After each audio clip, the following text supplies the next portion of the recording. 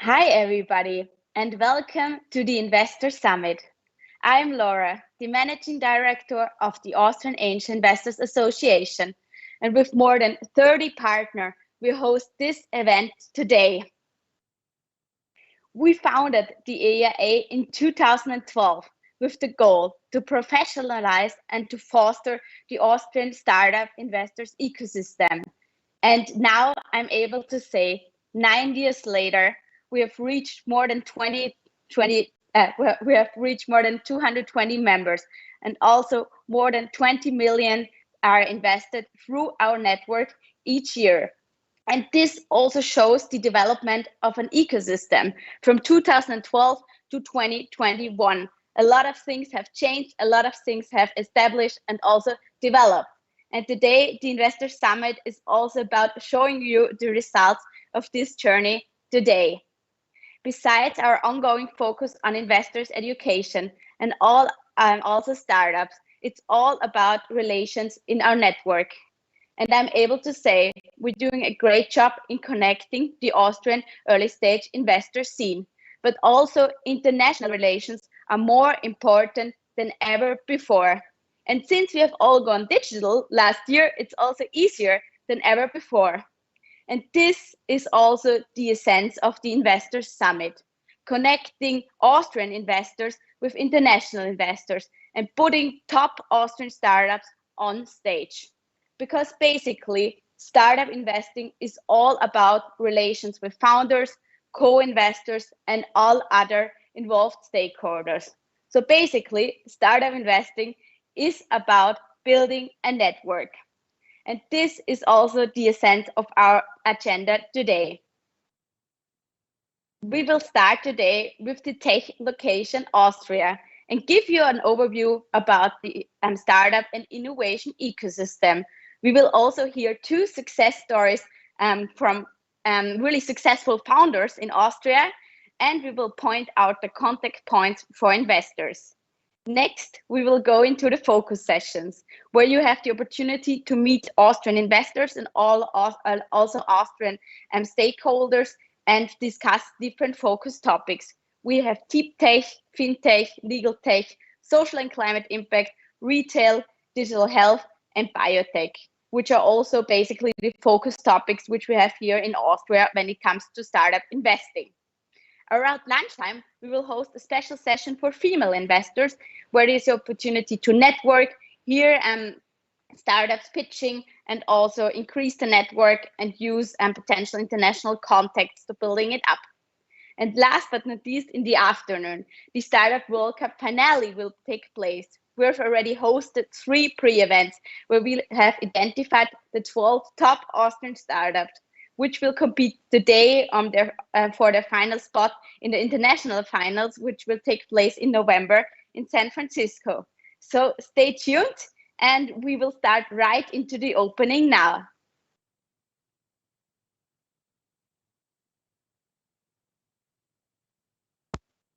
Thank you, Laura.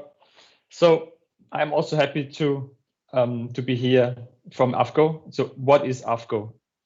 We are the national umbrella organization for Austria's venture capital and private equity industry. We count more than 100 members. And our main focus is to support and develop a very well-functional capital market. We are doing this together with like a big board and many members that support us on a daily basis. And while we do that, we also try hard to exchange ideas and knowledge through a variety of different events, from very small ones like breakfasts or digital meetups. And also once a year, we have our flagship event. And about this event this year, we will have special news for you, but will be announced at the end of the session. So stay here, stay tuned for some very interesting update. It's our biggest event so far that we're organizing this year. Our members are a mix of institutional investors, service providers, managers, banks, portfolio companies, and we try to, support and develop the Austrian venture capital and private equity market, and we work together with organizations like the Austrian Angels as well to foster an ecosystem where companies can grow and we can scale them. So for our first guest, let me introduce to you Birgit. Birgit Reiterer-Braunwieser from the Austrian Business Agency. Birgit, why should international investors consider Austria? A warm welcome also from my side. I'm representing here the Austrian Business Agency, which is actually the investment promotion agency belonging to the Austrian Ministry of Digital and Economic Affairs. And our mandate is to promote the business location and also provide cost-free support and services to the foreign investors. Why should international investors consider Austria? Well, may I ask you, close your eyes and actually think of Austria. What images come to mind? Next slide. Did you actually know that Austria, for example, is home to the largest virtual vehicle research center, that is the largest R&D center in the area of autonomous driving in Austria? Or did you actually also know that multinationals such as Amazon and EHang are researching on autonomous drones? Did you actually also know that the Austrian chip industry is leading because thanks to Infineon researching on its latest generation on sensor chips for actually also again autonomous driving is located in Carinthia? What I'm trying to get at are these are facts that are perhaps lesser known about the tech location Austria. And I think in that sense, the location is a bit underestimated. The innovation strength is much higher than its, I would say, average image, what people generally, if you were to interview them, know about the location. Next slide. If I had to sum up why international investors should consider the business location Austria, I would argue 4 key arguments. First of all, underestimated research and tech location. Second, high quality location at the most central location, and all of this at moderate cost. So altogether, I think it's a convincing package that you get as an investor. Third, I would argue access to talent, the human resources, the skills level. That is what actually Austria is all about. And last, I would say it's the support that investors get here. And here I mean financial support in the form of subsidies, as well as non-financial support in the form of services. Let me now elaborate a little bit more on the topic of underestimated research and tech location.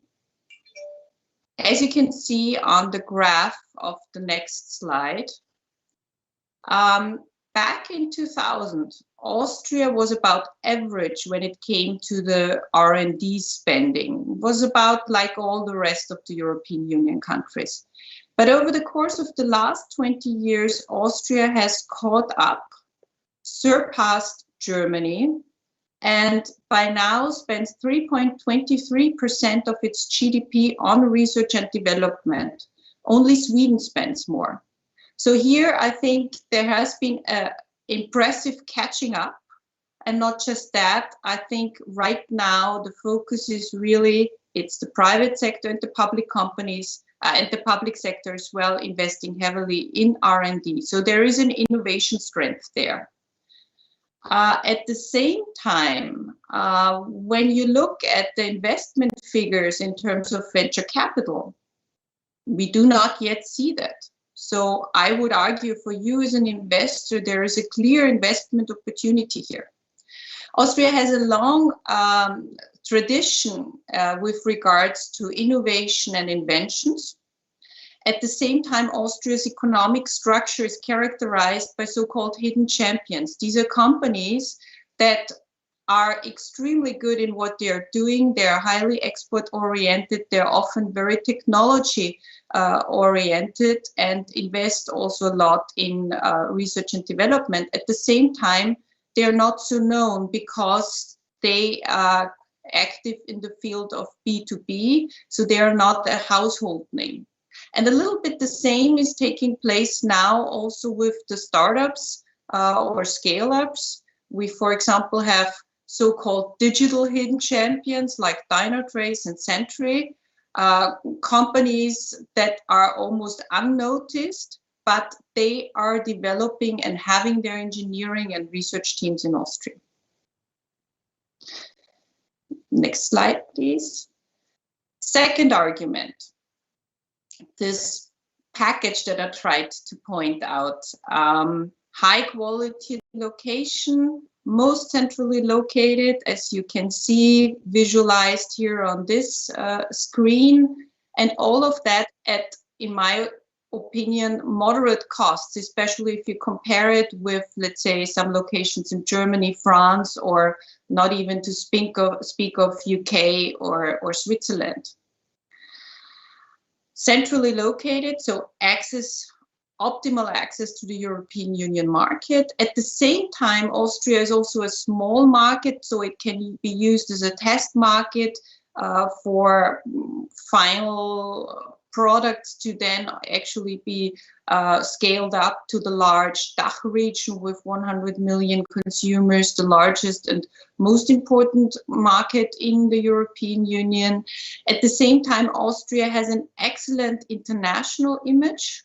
So if you say you come from an Austrian company, you're highly regarded. And also Austria is highly regarded when it comes to the regulatory environment.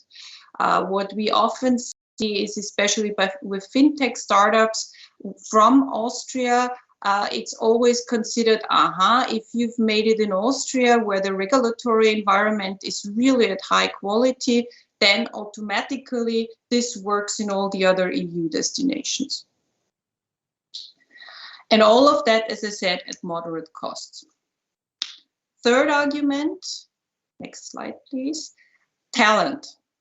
Austria has a very large talent pool. This is thanks to the fact that Vienna actually is the German-speaking city with the largest student community.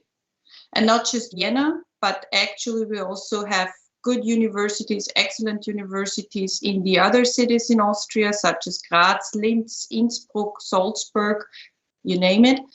As well as we have a system of University of Applied Sciences. And Austria has also the specialty of so-called higher technical schools. These all turn out very practically oriented, skilled people, and they are very much sought after in the labor market because, as I said, these are practically oriented skills. Vienna also boosts a tremendous international student community. About 30% out of the close to 200,000 students in Vienna are from abroad.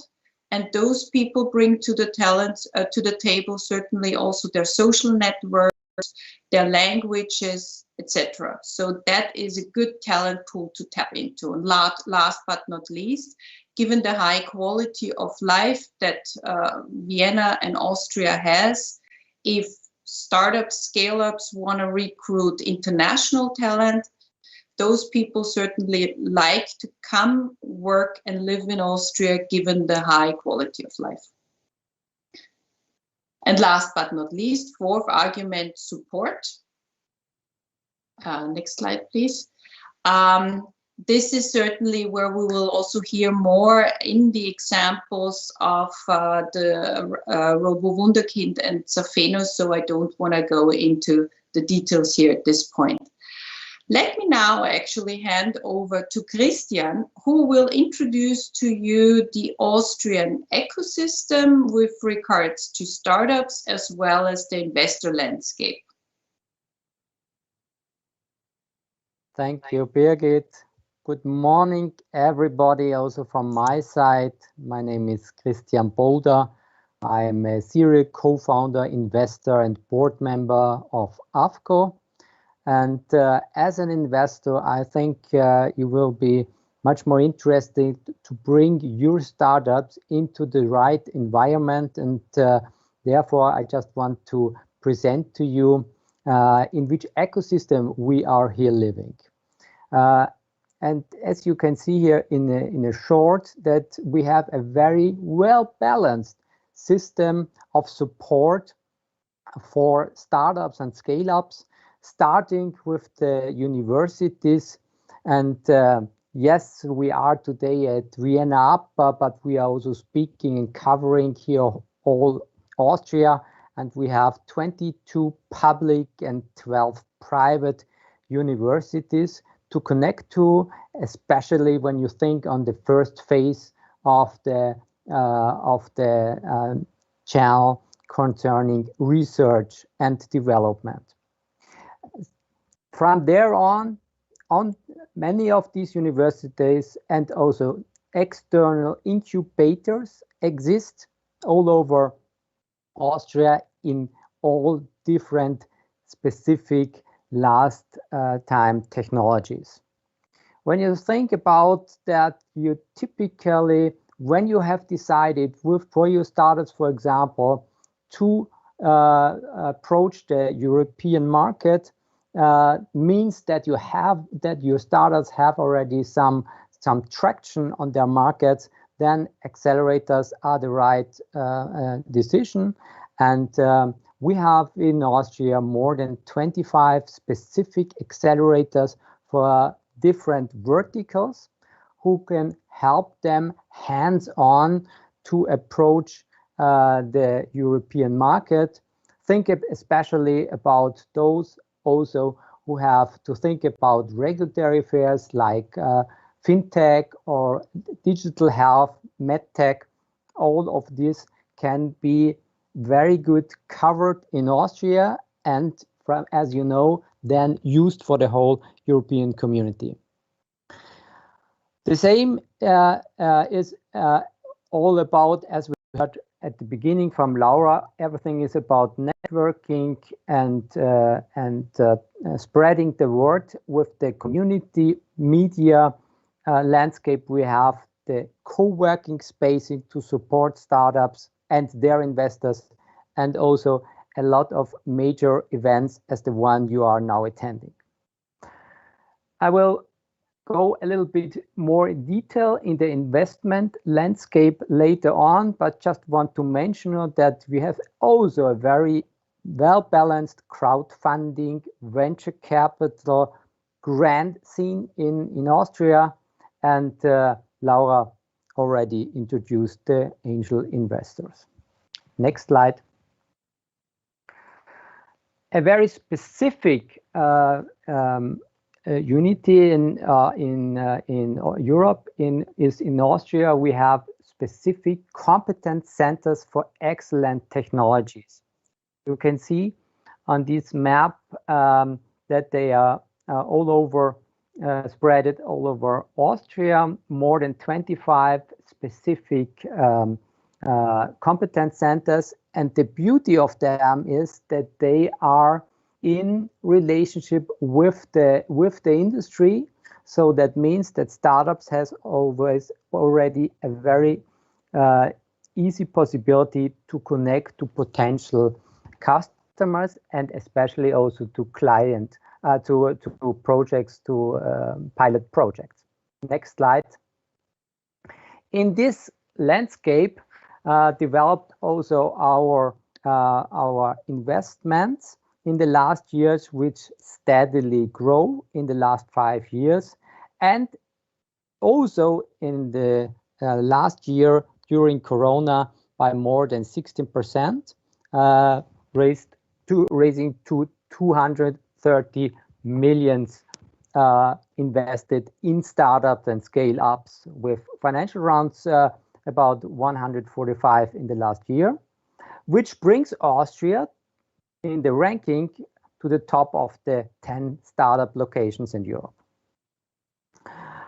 And this go through the whole development of investments, starting from angels going to VCs. Pete Bander, for example, rose 46 million last year in Austria. All these together, next slide please, bring the following concrete benefits for you as an investor with your startups. First, think about Austria when it comes to direct incentives, a mixture between cash grants and subsidized low interest rate loans, which bring it up to 60%. We have a specific program in Austria, guaranteed doubling the capital paid in. So whatever you invested in startups can be, with a low fee guarantee, be doubled in Austria, which helps you to leverage your equity. And not to forget to mention the indirect incentives, all the support which is offered by a couple of agencies and private institutions in Austria. From the state, also let me mention the tax credit of 14%, which you get back for all the cost of staff and material in research and development. Now, when you take all these facts, let us show you two examples in Austria who went through this journey. And let me introduce to you Rainer Schultheis, the CEO of Safenus Medical, the world's first feeling prosthesis. Hi, Rainer. Hi, Rainer. Thank you, Christian. Thank you very much. Good morning from my side. I'm the managing director of Safenus Medical Technology. We are located in Vienna and a very R&D oriented company dedicated to the field of bionic prosthesis.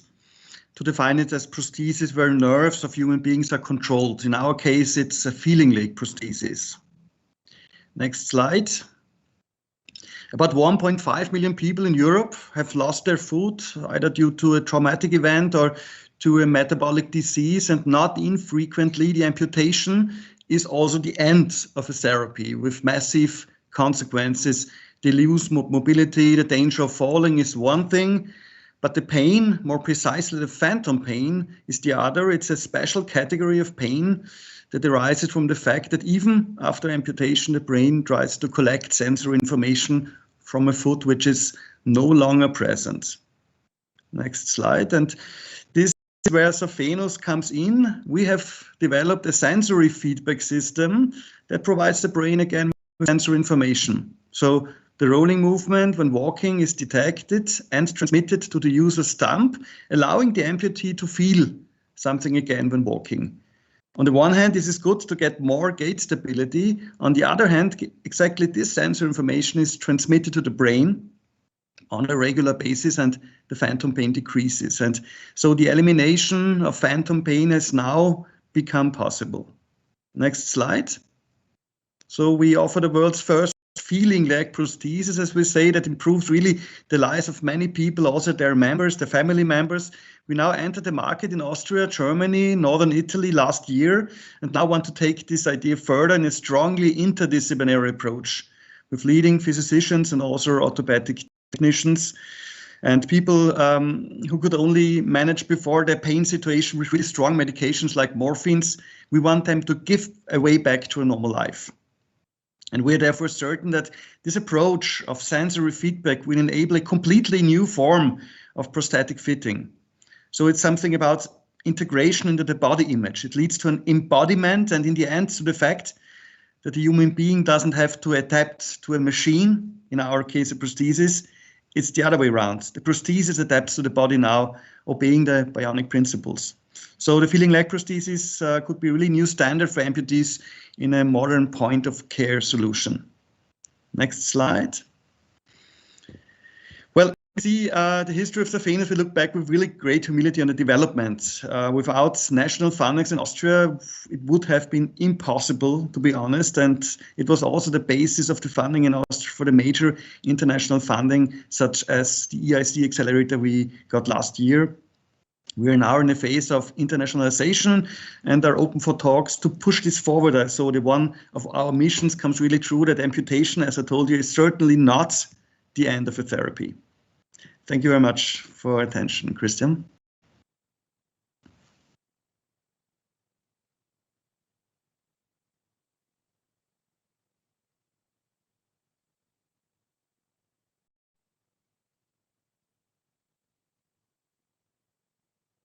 Rainer, thank you. Tell us a little bit more. Is there a possibility to use this fantastic sensor feedback system also for other use cases besides the one you mentioned? Yes, and I would say, as I told you, from bench to bedside, we are always in a very, very interdisciplinary approach together with institutions, universities, and also hospitals. And take, for example, the entire group of people with neurological deficits, for example, someone with polyneuropathy. These people often, they don't feel anything on their feet, so the sensor information is lost. And we want to bring these development to the ground in our research departments. And we already have some very promising initial results when it comes to increase the mobility of these users. And if I go to the next group, they are the people with incomplete paraplegia. And here too, we believe that we can use also this embodiment idea to drive forward to an exciting development. I know that you have got also a lot of support by other Austrian institutions like the WKO. Can you elaborate a little bit how this network can support you when accelerating your startup?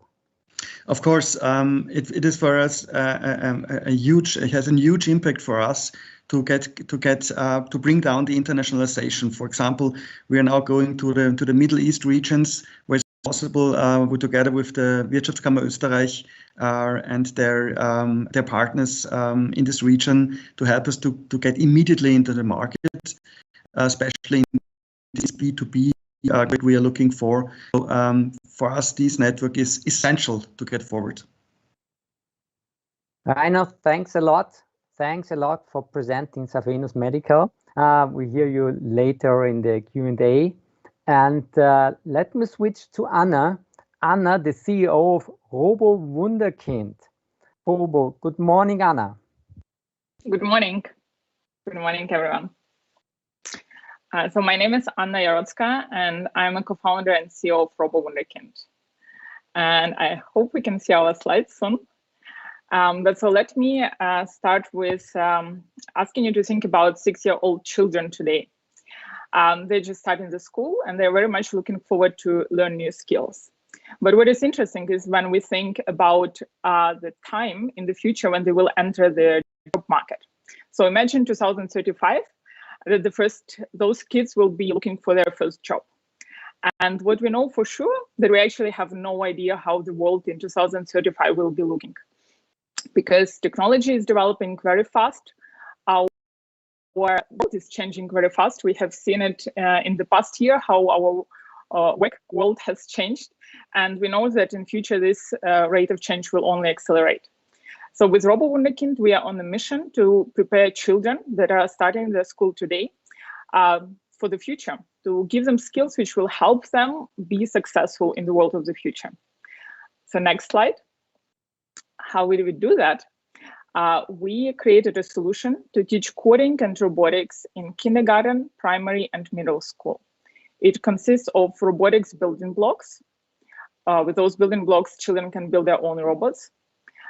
With intuitive apps, which are optimized for very young children, and they help them learn how to code the robots they build. And what is also very important, we created a system how to integrate robotics and coding in kindergarten and primary school curriculum. So we create lessons and activities which support teachers in their learning, in in teaching. And next slide. So what is RoboWunderkind? And this all started with creating those building blocks. We take very advanced technology, we take electronic components and integrate them in child-friendly, colorful building blocks, which are also Lego compatible. So using those building blocks, children can build their own robots, and they have the first experience. They build their own first robot at the age of 5. This creates a certain mental attitude, which will help them be more successful in life. Next slide. Our apps are optimized for different age groups. So what we see, and our product is on the market since 3 years, since early 2018, we see that children, early users of RoboWunderkind, are growing up together with our product. So they start first experiences at the age of 5, 6. Then in a couple of years, they grow up, they have already more, like their abilities to code become more more advanced. And we provide also learning environment for them, which help them advance and develop their abilities over the years. So starting at the age of 5, they start with a very easy direct control app. Then we have visual programming app, which uses no words. So it's optimized for children that are just learning how to read. And then we have a more advanced programming interface that is actually already very complex. And like our own team is now, everybody is learning to code in that interface, because also for adults, it's a challenge, but we make it possible that 8-year-old children can do that. Next slide. So where we stand, product launched in January 2018. It's the first time a product reached their customers, and we spent 3 years in product development, because our products at the core, it is a modular robot, which is a very advanced technology development. So what we reached already 500 schools, and we focus on the school market in the first line. Already more than 80,000 children played with RoboWunderkind. We successfully launched 2 product generations, and our sales up till now are already exceeding 2 million euros. Next slide. And then it takes a village to raise a child, and it also took a lot of support to bring RoboWunderkind to life. I actually listed here a timeline of our funding, and as already many people before me mentioned, like there is a lot of different supporting agencies in Austria which help R&D development. So we started with a very small fund grant of 25,000 in 2015, which helped us get a better understanding of the market and also like feasibility of what we're developing. We used 2 R&D development grants from Austria Ventures Service. And then what was actually also great, because we were in parallel also raising funds from private investors, there is a great program from AWS which helps double the private investment which is raised. And then together with Sofinus, we won in the same call very competitive European R&D funding, which helps us get our product to the next level and finances our R&D development over, actually we started 2020, like this next R&D stage of our product, and it will go on for the next 2.5 years. So thank you very much, and I hope we will give you a good idea of how it is to build a startup in Austria, and that you will also join us in developing the startup environment in Austria. Thank you, Anna. Thank you, Anna. What a journey. Thank you for your presentation. I might just add one little question here. How much revenue did you actually do outside of Austria, so internationally? Yeah, that is a good question, because Austria is at the heart of Europe, but still, like as a market, it has 8 million people. But what is great, like we are next to Germany, which speaks the same language, has 80 million of population. So Austria and Germany make together 40% of our revenue, and other 60% are from outside, from Europe, Hong Kong, Russia, and the US. And I think what is very good in Austria is that we actually have a lot of international people, and like it helps us be active in so many international markets, because I have all type of languages spoken by my team members who are based in Vienna.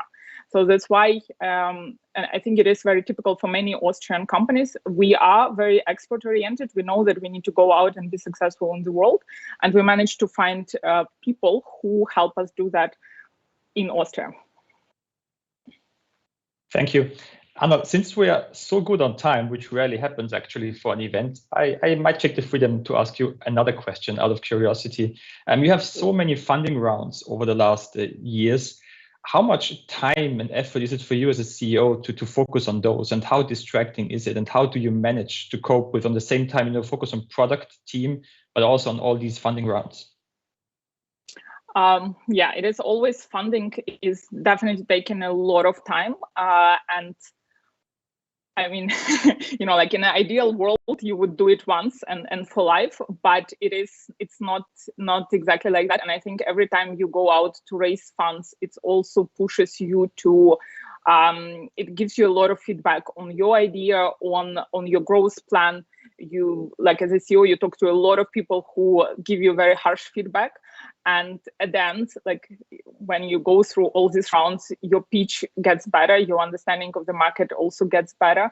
And to be honest, like I think we're very, very lucky to have the R&D funding, because it is a bit different. Like it also requires a lot of effort, but it is it actually complements their VC funding we received very well. And so I think it requires a lot of effort, but it is also a good exercise. And it's also good to have people around you who support you and give you continuously feedback on what you're doing. Great, thank you. Rainer and Anna, we have a Q&A session at the very end, so maybe some other questions come up. Until then, maybe to sum things up, Birgit, back to you. Where can investors turn to for support and potentially maybe find co-investors? Yeah, thanks, Thomas. I think as we have also international audience here today in this opening session, we want to actually make it clear for you. If we were now able to entice you to invest in Austria, we want to give you good directions where to turn to.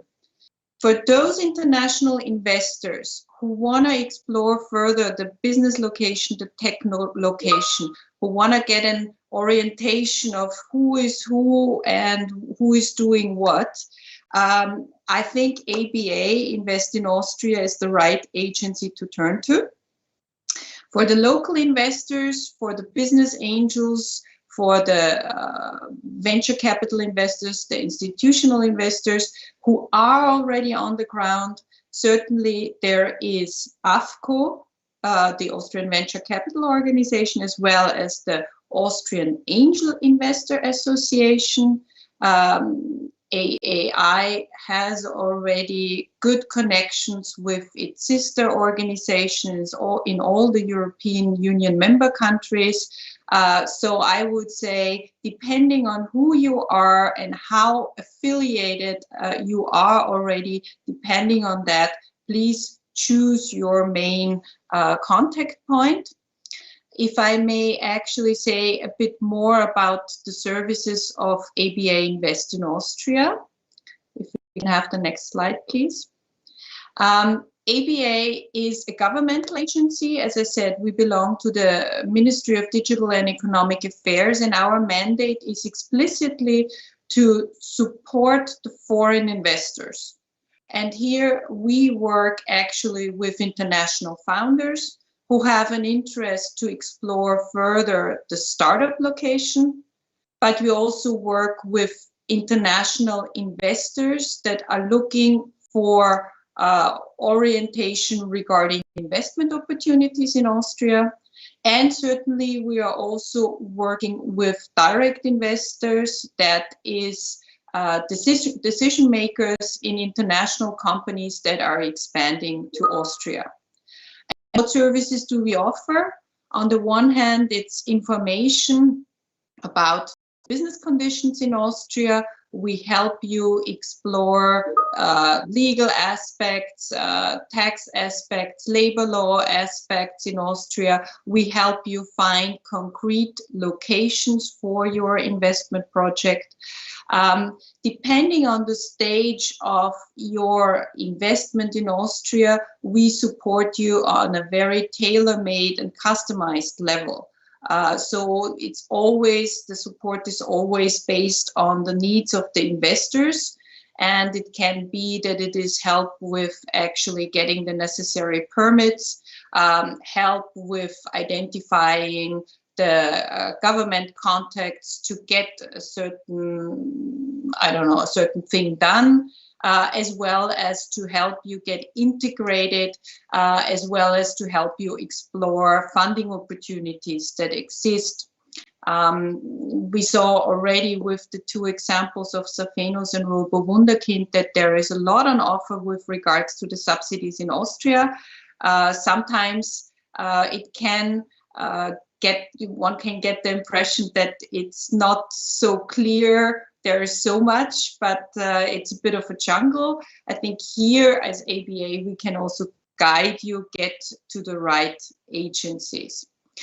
I may actually also mention that ABA also has a division in-house that is designed to work with Austrian companies and startups, those who have a need to recruit international talent. They can also turn to ABA Work in Austria for support with regards to getting international talents to work in Austria, to help them get the residence and work permit. Especially for IT personnel, for example, this is recruited internationally, and here the colleagues from ABA Work in Austria support the scale-ups as well as the companies to bring in that talent. Here you see also my full contact details. Feel free to get in touch directly with me or to check out actually investinaustria.at. You will find there lots of useful information on the R&D subsidy programs, as well as the overall substance of the research and tech location Austria. We also cover various technologies and sectors that are very prominent in Austria. So please check it out there. For the local investors, I think they are already quite linked with AFCO and AAIA. Can we have the next slide, please? I think there should be also your contact details again. Okay, no, I hand over to you, Thomas, then. Well, I hope from my side that we were able to entice you a little bit and make some appetites on the tech location Austria, and that many of you will actually also come back with more questions. Thomas. Thank you, Birgit. I have a feeling your inbox will be very full after today's session. So good luck answering to all of them. Thank you for all your explanations and details. I think that was very clear. And as you said, the ABA is certainly the first go-to point. And as Birgit mentioned, in terms of venture capital and private equity, AFCO is always happy to receive your questions, to connect with you on any level. Since we are a few minutes ahead of time, I will just first open the Q&A. If you have any questions, you can just put them into the B2Match platform. And I have a question for Rainer on a similar note that I asked Anna before. Given your product and the amount of funding you need and the tremendous effort that is needed to raise capital on that magnitude, how do you internally manage it between product side, product development, and then at the same time fund your business? Because I know that that's quite some effort to get there. Like, how do you view that? Yes, we can do a copy and paste with that what Anna has said. I think it's the same. It is a huge effort, and especially in our case, it's we also wanted to find the right investor. That's also a very important point for us. So investment is important in our case that we said We'd like to find people who would a little bit do the idea of work for share, meaning they should help us in the first part before we go into the market to bring the maximum for our company. So that was a huge effort, but you know, developing a startup, a medtech startup, is a crazy idea. So on the whole, it's one part of it, of course, to find the right investments. On that note, how do you define a right investor? Is it opening doors for your product, opening doors for future funding rounds? What is a right investor in your case? I think the right investor is an institution or a person who, first of all, is understanding the potential we have in our new product category, this disruptive idea. So that was very important. So we didn't, how shall I say, it would be the same like writing a funding proposal, also talking with the investor. It should be the same story, and we should define an investor or a funding institution, meaning that was for us the same effort. And that was very, very important, the understanding from the investor side to see the potentials. Thank you. Does anybody on the floor actually have another question? Since we are good on time and I didn't receive any questions from the B2Match platform. If not, I might also just ask Anna a similar question. Like, I understand the idea of finding the right investor. When you look for investors, also like going forward now, what do you need as a partner in your company? What are you mainly looking for? Yeah, so we're mainly looking for a network in the markets, in the areas which are crucial for our growth. Also, in a way, like it is, you know, like the money, like ideally everybody wants smart money, and smart money means that the person that invests, or like the company that invests, has either expertise in what we are doing, or network, or can help in future, like and this happens quite a lot with VC companies, that the one company investing at the Series A round is bringing all companies that will be investing in the next round. So one of those qualities. But when we speak about early stage investment, it is a lot about also believing in the idea, because, you know, like especially at the early stage, there is so many unknowns, and the road in front of the startup has so many risks that actually, like, the early stage investor should be the one that believes in the idea and it's a great cheerleader.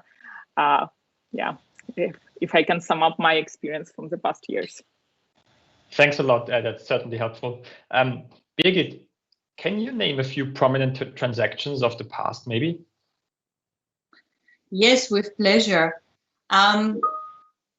It's from time to time that Austria hits the news about prominent transactions that get noticed internationally. And I think one such transaction recently was actually the acquisition of Kaleido AI by Canvas.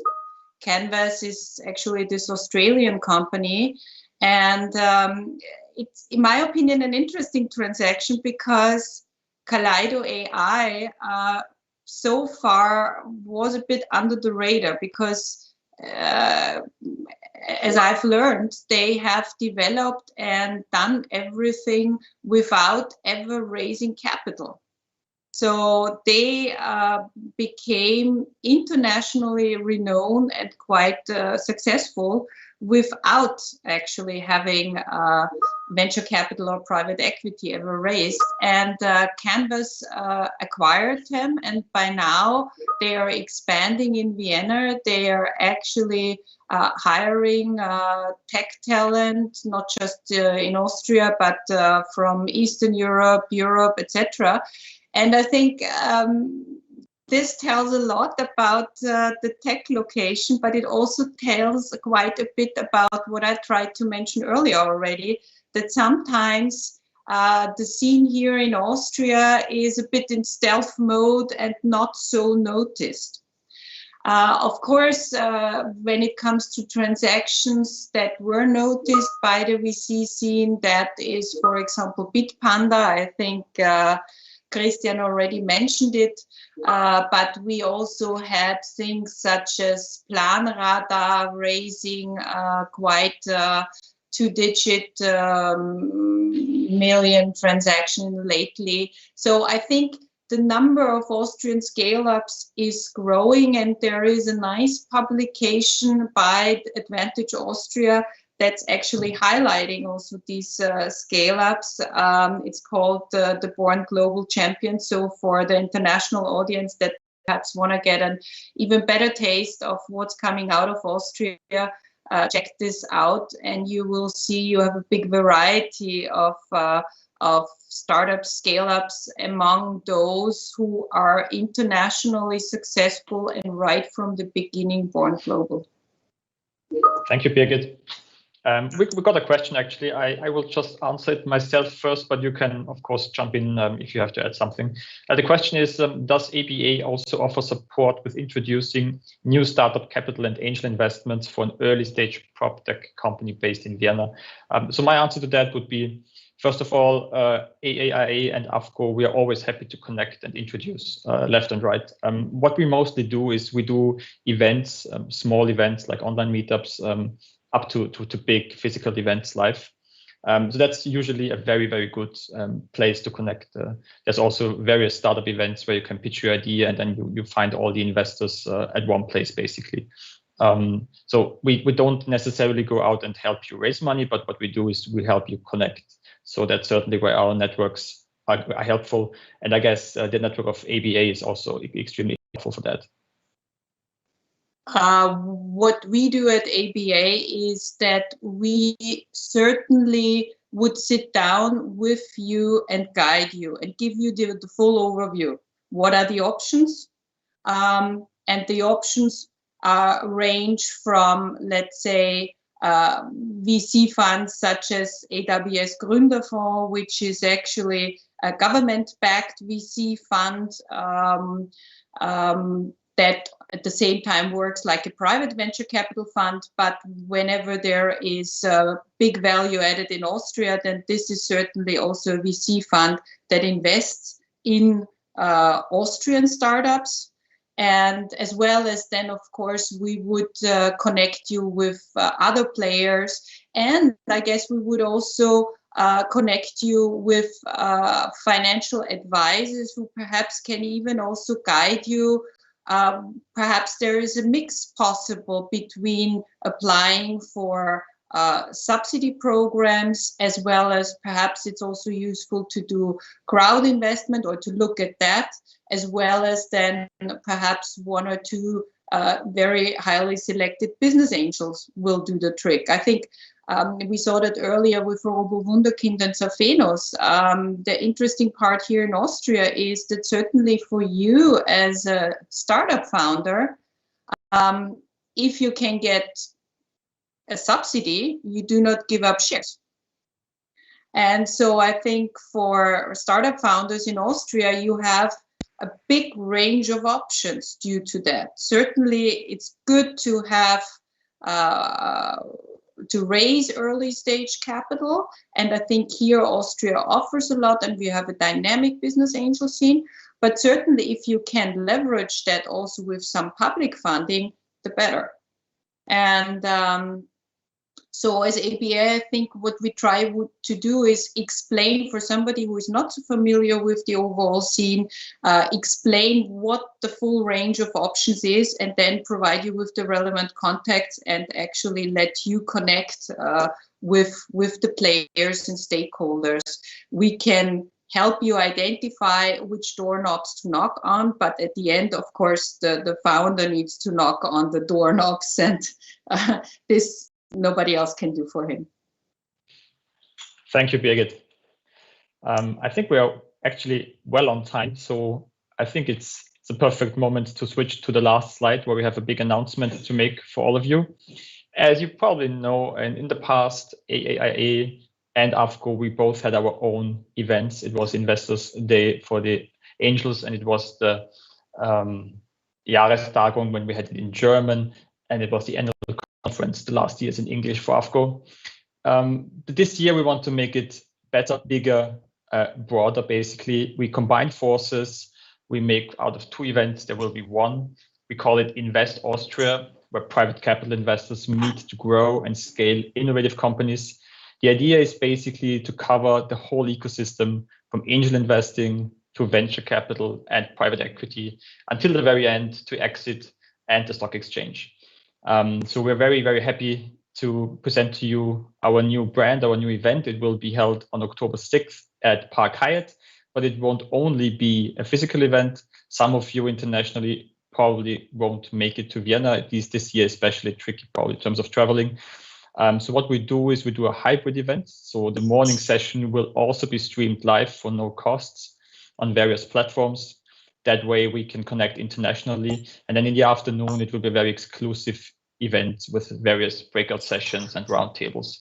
We're also happy to announce that we already signed our main partner with Erste Group. Very happy about that. Erste Group is supporting us for the last years and also this year for the combined event.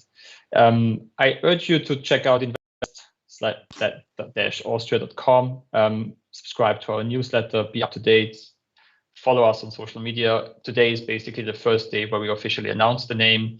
I'm very happy actually to see many of you at the event live or online, and Laura and me are very, very happy to organize this event together.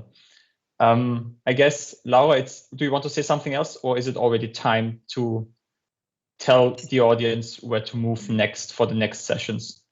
Yes, I also want to say I'm super excited for this event coming up, which is also basically the next step, which we're also hosting for international investors. So now it's May, we have the Investor Summit, and next we have Invest Austria, where we also encourage all Austrian investors to invest and also international investors to come by and check out the Austrian investing scene. As Thomas just said, it's one event, and we also merged it that we have all relevant investors on the table and speaking together, because we need one funding life cycle for startups to develop and also to have more success stories like Robo Wunderkind and Safenus. So super happy to make this possible and to see you also on October 6th at the Park Hyatt. So yes, really subscribe to our newsletter that you stay up to date. And I think that's already it for the opening of the Investor Summit. And the links for the focus sessions are already online. We start with fintech, legal tech, deep tech, and social and climate impact. So please just log in to hop in if you haven't logged in already. Go to the agenda and click on join online session, and then you already have access to the session. A Zoom link will open and you will be right into the call and be able to engage with Austrian investors. And yeah, also at this time, thank you to AFCO and to the AWA. You're really great partners where we love to work together. And it was also really nice to host this session this morning. And I'm giving back to Thomas for the closing words. Thank you, Laura. We were very happy to join, as I'm sure Birgit was also very, very glad to be in here. I'm very happy actually that we were so perfect on time. That's not standard for any event. Everything worked out well. So hats off to all the organizers and to Birgit and Christian for organizing this specific session in particular.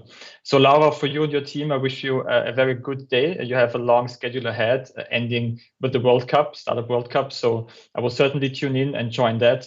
So see you in 2 minutes in the next session. Have a good day. Thanks for joining.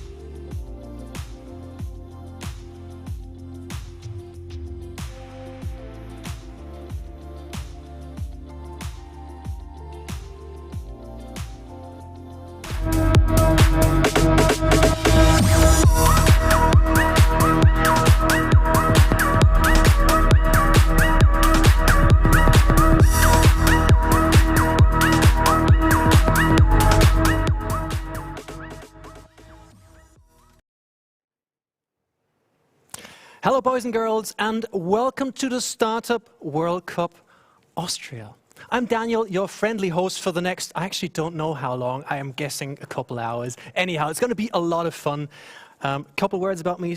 I'm an entrepreneur myself. I'm the co-founder of Austrian Startups, and I'm actually more than excited to be doing this today. So what's the Startup World Cup? It's actually the largest pitch competition in the world, as they say, hosted in more than 50 countries and now in Austria, brought to you by none other than the AAIA, which is the Austrian Angel Investors Association, supported by Austrian Startups. The whole thing is run by Pegasus Tech Ventures. It's going to be huge. It's going to be amazing. Up to now, we've held 3 pre-events with a total of 4 different types of categories. We'll have 12 people pitching their little hearts out today, and one of them will actually succeed all the way to Silicon Valley to pitch in November to receive an investment of up to, yes, $1 million. Long story short, this is going to be amazing. I'm going to stop rambling. We'll talk a lot later on, and I'll bring 2 people on this little stage who are a lot more qualified to actually tell you what's going to happen today. Boys and girls, just home applaud just for the warm, fizzy feeling on the inside, all the way from the side of the stage, brought to you to the internet, of Austrian Startups, the Managing Director, Hannah Bunsam, and the Managing Director of the Austrian Angel Investors Association. Hello and welcome to Laura Egg. Well, that's the part where you applaud. That's the part where they go on stage. Just assume amazing applause, as in right about now. And there they are. So good to see the 2 of you. Stage is yours. Hi, Danny. Hi. And thank you for the nice and warm welcome. Yeah, hi everybody, and also welcome from my side. I'm Laura, and I'm the Managing Director of the Austrian Angel Investors Association. And for the first time this year, we are able, and really proud of this, to host the Startup World Cup. And today, we already reached the finale. The AIA is basically a network for angel investors, and we focus on connections, startups, and also investors' education. But in the last few years, our role has really developed way further. Right now, we're connecting the whole early stage investing scene in Austria and also beyond. And I'm really proud to stand here today and also tell you that the Austrian startup ecosystem has really developed in the past few months. And a few months ago, we have celebrated our first unicorn, Bitpanda. And we have many more scale-ups which are on the way and the next ones to come. But today, we're going to present you the 12 top Austrian newcomer startups. So the ones who will develop to unicorns or zebras, we will see. And as we have all gone digital 1 year ago, it has never been easier to connect in a virtual way. When it comes to a startup competition, we of course need you, the audience, investors. We need, of course, a jury, which is sitting to my left, but most important, we need startups. That's why we have partnered up with Austrian Startups. And really, thank you for this amazing support so far. Thank you, Laura. We are super excited to are hosting the Startup World Cup together with you today. Austrian Startups is Austria's biggest startup platform and think tank. And we are super excited to be here today because this really brings in front of the stage startups that are working on impactful solutions for this next time that is coming up. Last week, we only published the Startup Monitor 2020, where we saw that every 4th startup was working on a solution during the pandemic. With this event, we really want to highlight the next startups that are going to help us to get through and actually succeed in the time to come. We had 3 pre-events that were mentioned before. We had over 100 applicants of founders all over Austria that want to create an impact. And now I'm excited to get on stage the 12 startups that we found the most exciting to present to you. And with that, I wish all the best to all the founders that are going to pitch today. For me, you're all already winners. You all deserve to go to Silicon Valley to expand and spread your solutions there. And let's get this started. Thank you so much to the 2 of you. It's been a real pleasure. Now, you've met the Austrian Angel Investors Association. You've met Austrian Startups. However, I did mention also someone else, and that's Pegasus Tech Ventures. Let's meet one of the faces behind them. Let's meet Michael Lapidus. Michael, the stage is yours. Again, feel the applause from back home, and the stage is yours. Hello, thank you very much for announcing me. Greetings, everyone. Thanks for being with us. Thank you for attending these marvelous events. We are about to start. Yeah. Okay.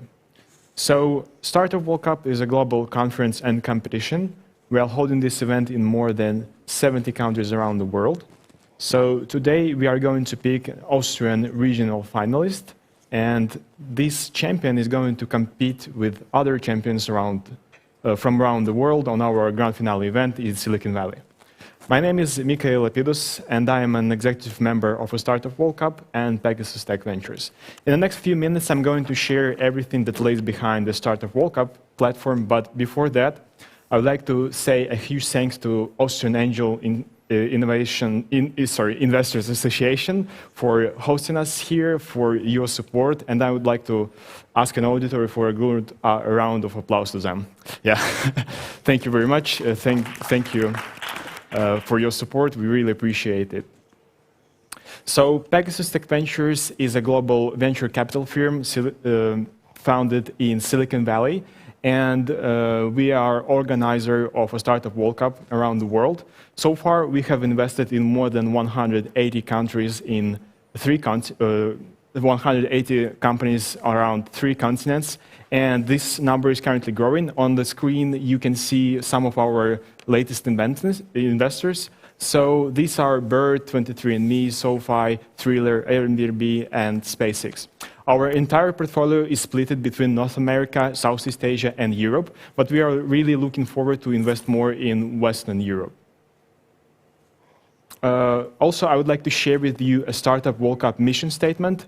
These statements are vital to us, and we are trying to stick to them from event to event during the whole Startup World Cup cycle.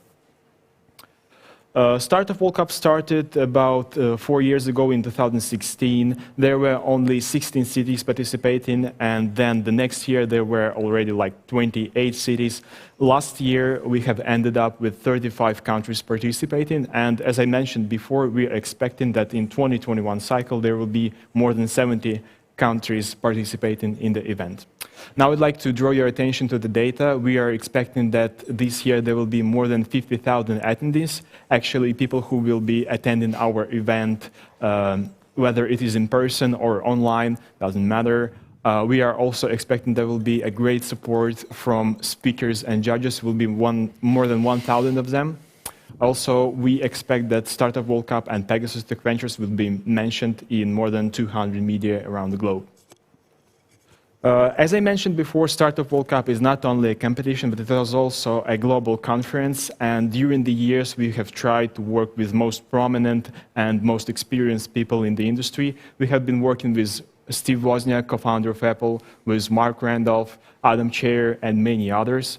I would like to mention here that most of these people are actually sitting on our advisory board.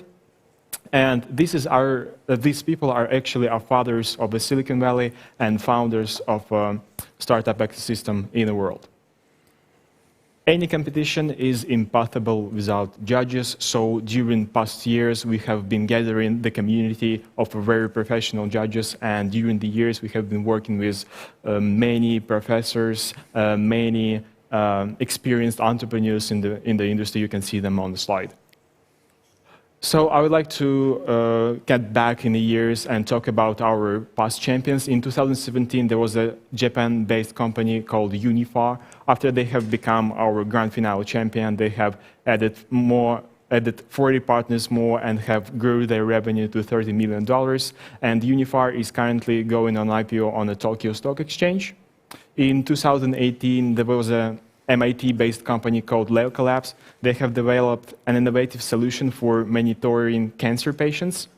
After completing the Startup World Cup and after becoming our grand finale champion, they have successfully raised another funding round and are currently on their way to the next level. In 2019, there was a Vietnamese company called Abivin. They are currently also raising another funding round, and when they have become our grand finale champion, they have received also $1 million of investments and other investments from other investors. Right, so talking about 2021, we want to make this event even bigger. We are expecting that there will be more than 10,000 startups participating in our events. The rules are the same. There will be $1 million as a prize of investments, but I would like to highlight here that it is more just than money, because you will have an opportunity to pitch in Silicon Valley in front of 2,500 most prominent luminaries of the industry, and most importantly, you will draw attention to the startup and to the problem you're trying to solve. And this is more than just money, and this is all about the Startup World Cup. This is all about our competition. But also, I would like to remind, when you are becoming a Startup World Cup regional finalist, you are going to compete with other regional champions from around the world at our grand finale event, which will take place approximately in November 2021.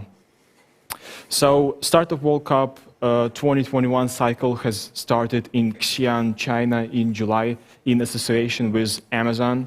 We have been around the world. We have been to Ethiopia, Japan, Chile. We have been in London, Northern Ireland, and many more. We have also visited Israel. We have been to Colombia. And now we are here in Vienna, Austria, where we are about to choose the regional champion.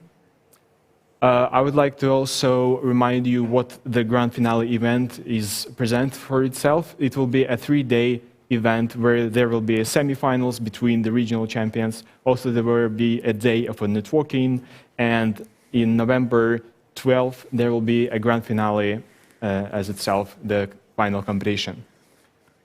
So, this year, as a previous year, we have invited a lot of potential speakers who are going to attend our events. All of our grand finale champions, regional champions, will have a chance to ask for advice and to talk to these people. You know how it is important for a startup to receive these valuable thoughts and advices, especially when you're a young startup. And we will give this opportunity to the Startup World Cup regional champions. Now I'd like to draw an attention to the local angels and investors. I know there might be some watching this stream. We would like to give you a unique opportunity to become a Startup World Cup member. To do so, we have organized a new fund, a Startup World Cup fund, and the main goal of this fund will be to invest in a grand finale champion. As I mentioned before, companies which are becoming grand finale champions are extremely successful.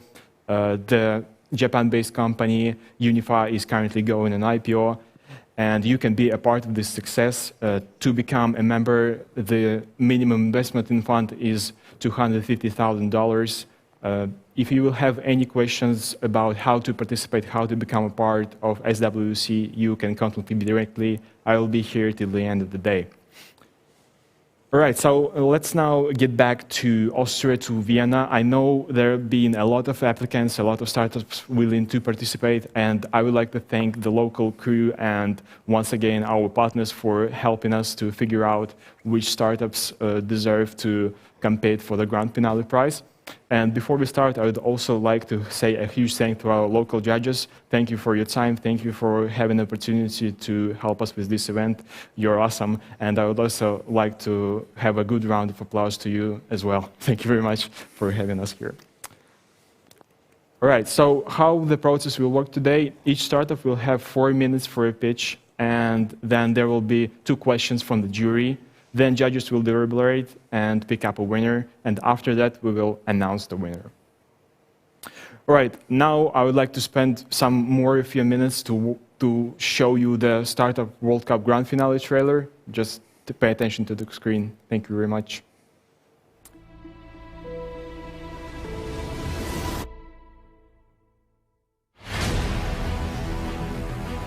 Who's paying for it? Why do your competitors win? Welcome to the Startup World Cup.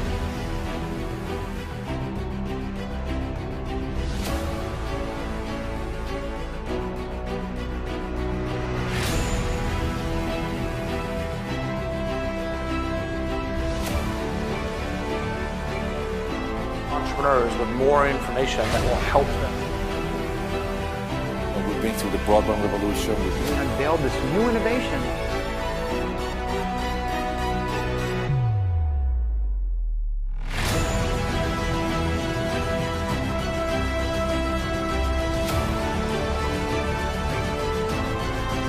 They are so innovative, and they bring that innovation. Was finding young entrepreneurs.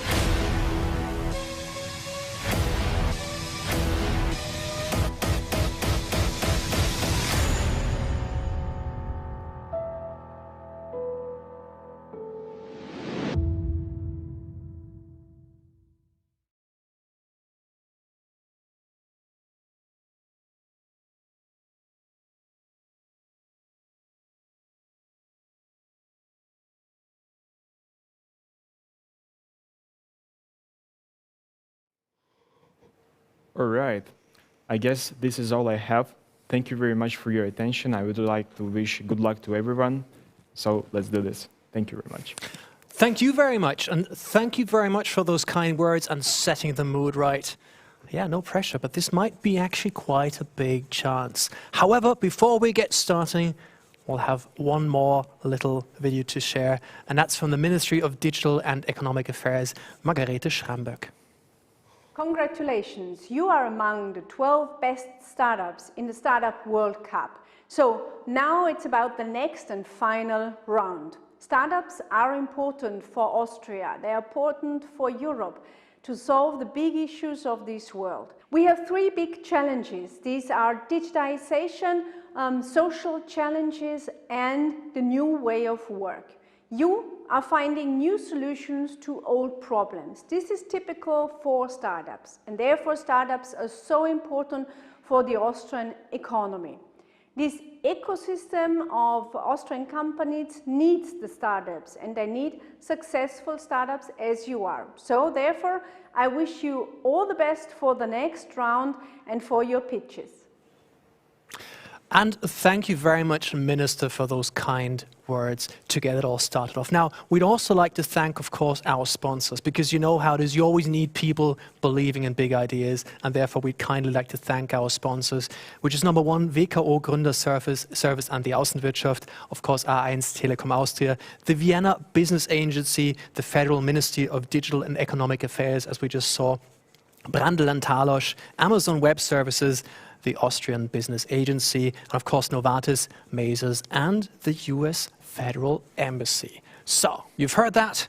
And I think now, without any further ado, you've seen them already on a picture. However, let's meet them in flesh and blood. Let's say hello to our jury. And we're modern, therefore I'm not going to read out all the stuff they do and get half of it wrong. I'll just say their name and the company they work for, and because they're big boys and big girls, they shall introduce themselves. By the way, if you're thinking, how come they're not wearing masks? We actually are all wearing masks. We've all been tested, all got poked in the nose. We're all good, so don't worry. It's obviously all taken care of. In that sense, let's roll a video and then we'll meet the first jury member. Let's roll the video.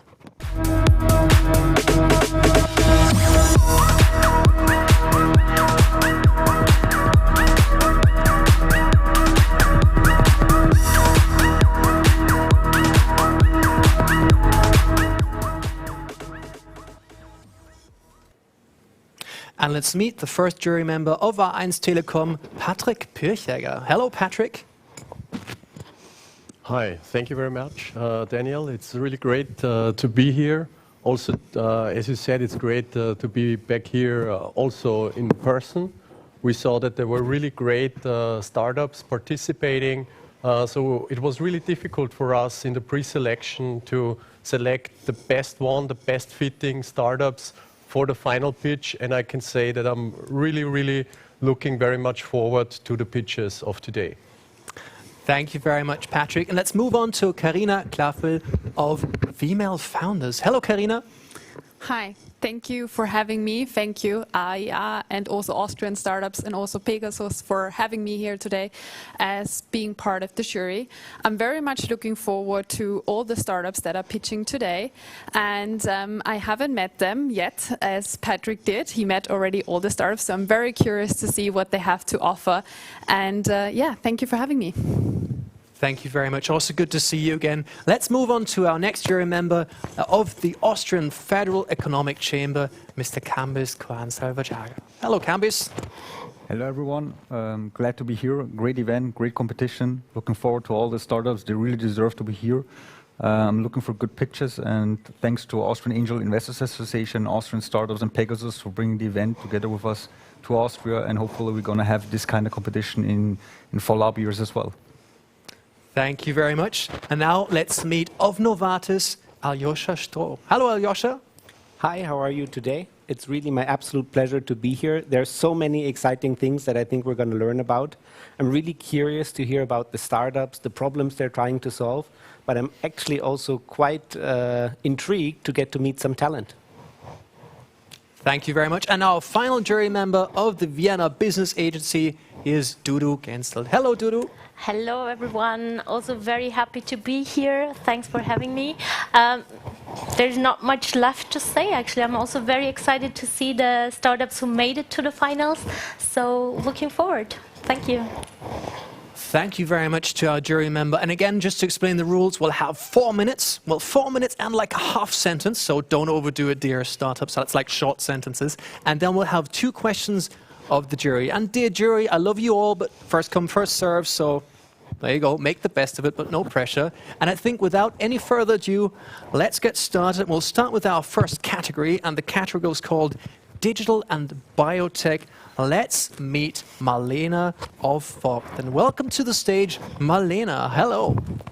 And there you are. Feel the applause from the audience back home. Find your mark, and whenever you're ready, the stage is yours. Thank you. So, well, let's remember the time before the corona pandemic, when there were still great parties, concerts, and festivals. We all know that beeping sound that we only heard when we went to bed after excessive partying with loud music. It sounded something like this.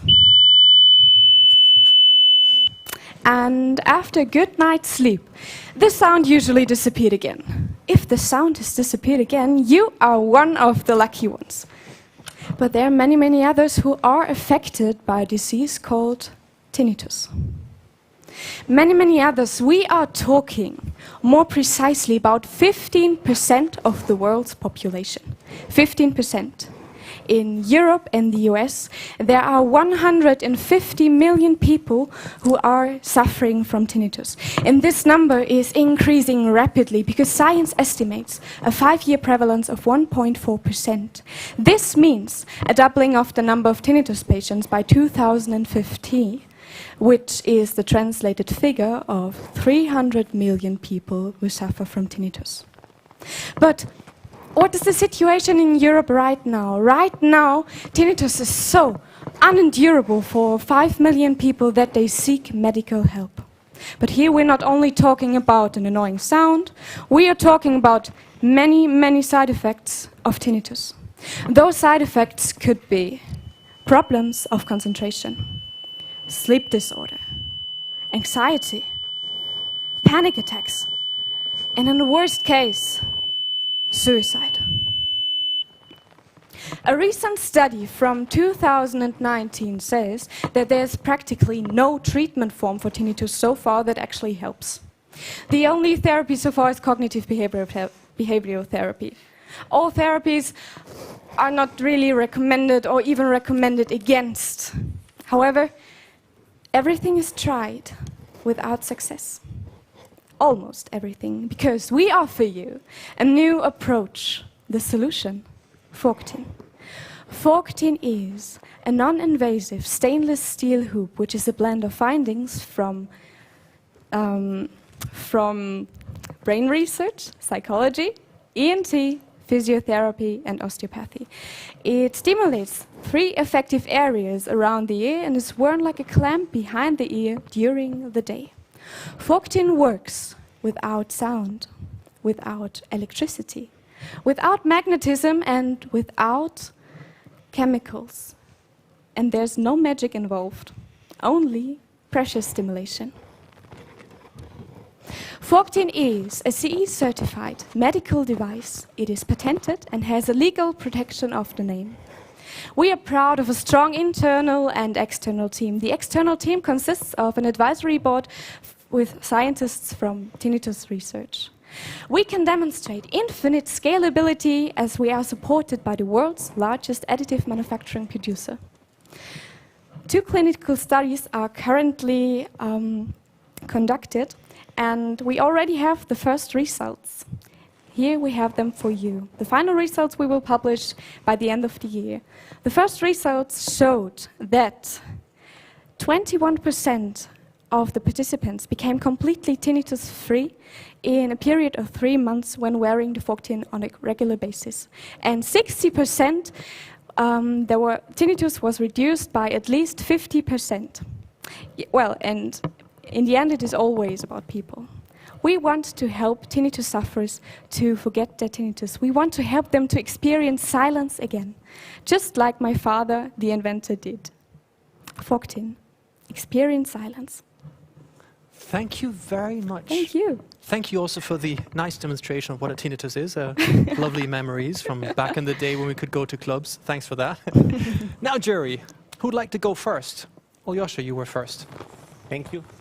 Thank you for presenting, very clear.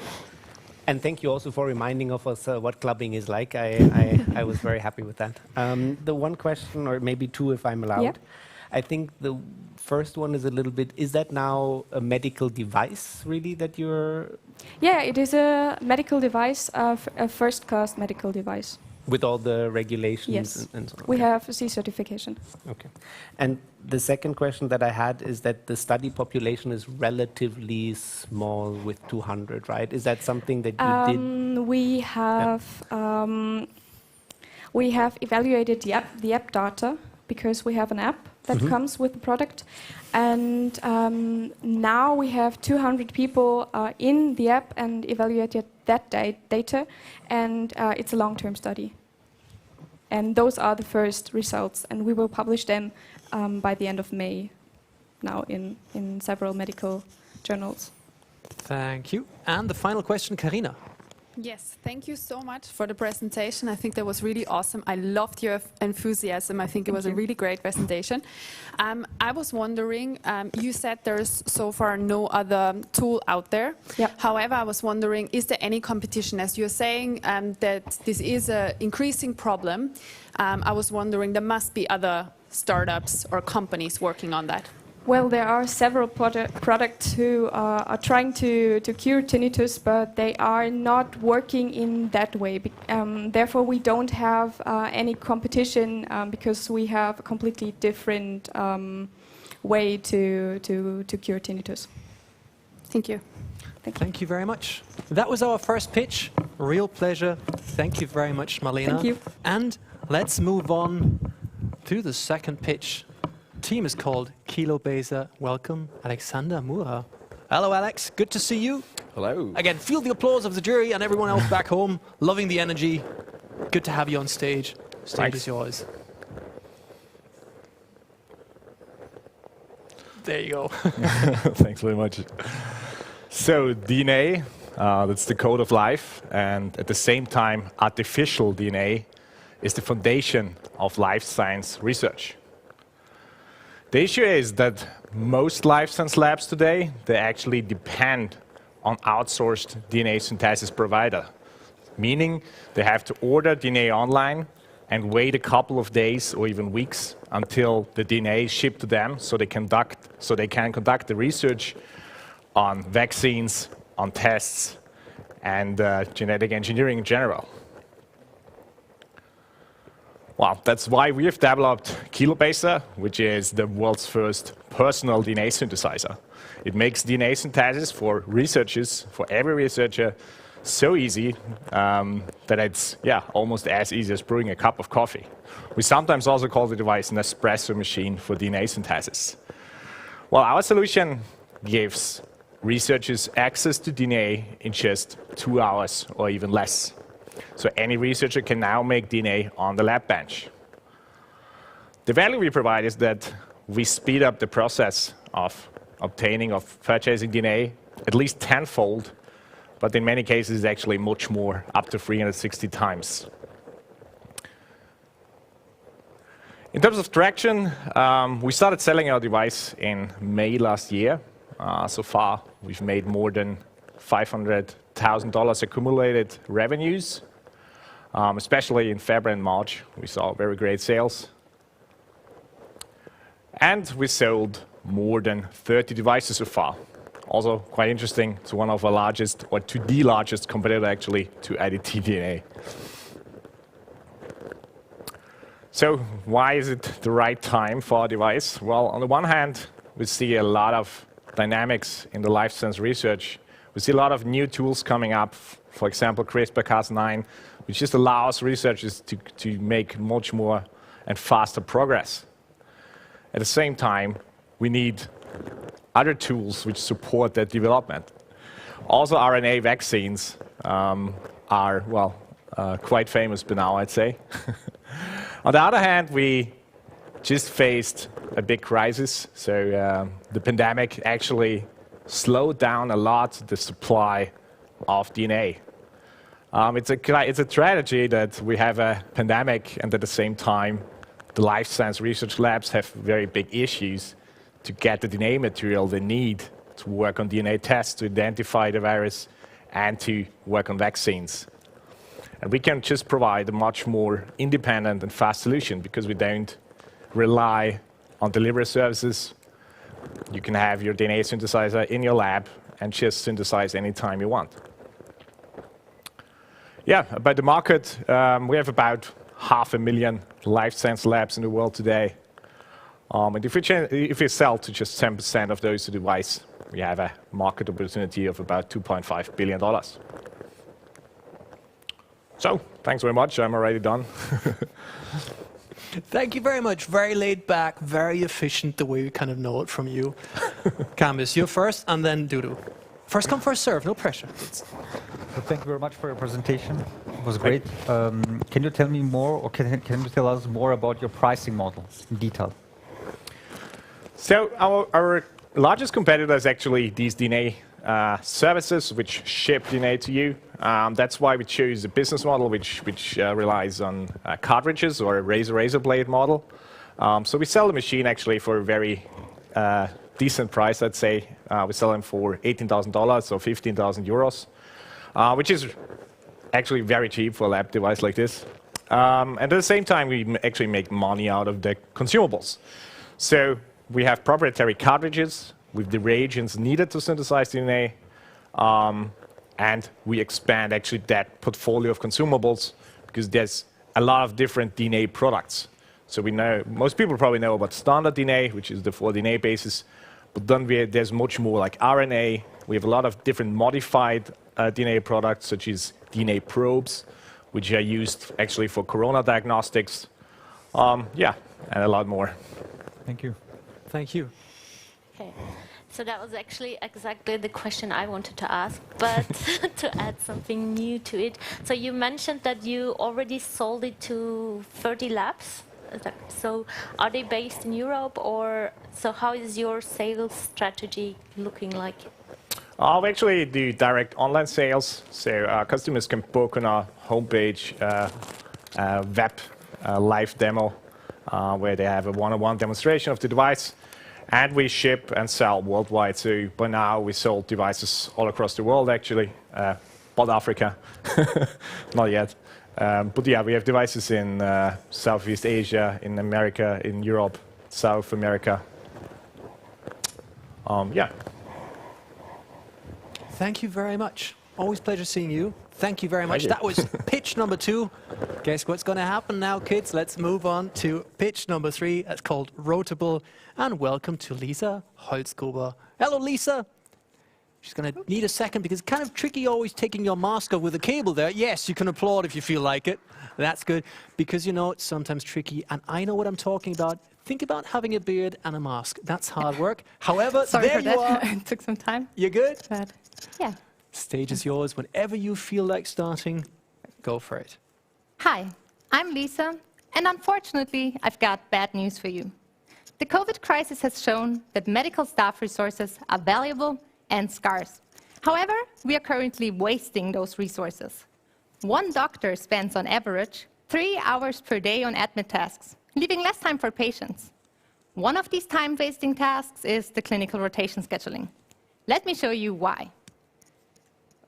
Did you know that doctors in training have to rotate between up to 14 different medical departments, often across different hospitals, and all of this in only 3 to 6 years? The planning and management of these rotations is highly complex, as hospitals have to ensure a number of requirements, such as how big is the addressable market you're going to enter? And if you look to other geographies, what kind of tools they have in use, what kind of competition is out there? So to answer your first question, so with the clinical rotation scheduling, we're talking about a short-term target market of 50 million euros only in the DACH region.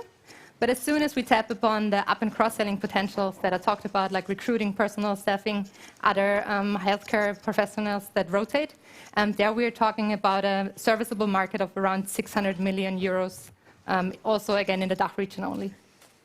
Thank you very much. One more question to go, and I've just heard the stream is again all up and running and good. Kids, Camus. Yeah, sorry.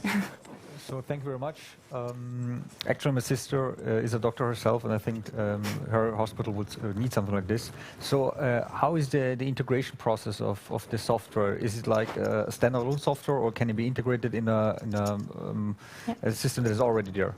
So we're starting off as a standalone software. Since we're only substituting Excel sheets at the moment, that's fine for now. But we know how important APIs are, especially to big other software services like SAP, which is almost in every hospital they use SAP. So sooner rather than later, we will offer an API to this common HR software. So it will be integrable, but for now we start standalone. Thank you very much.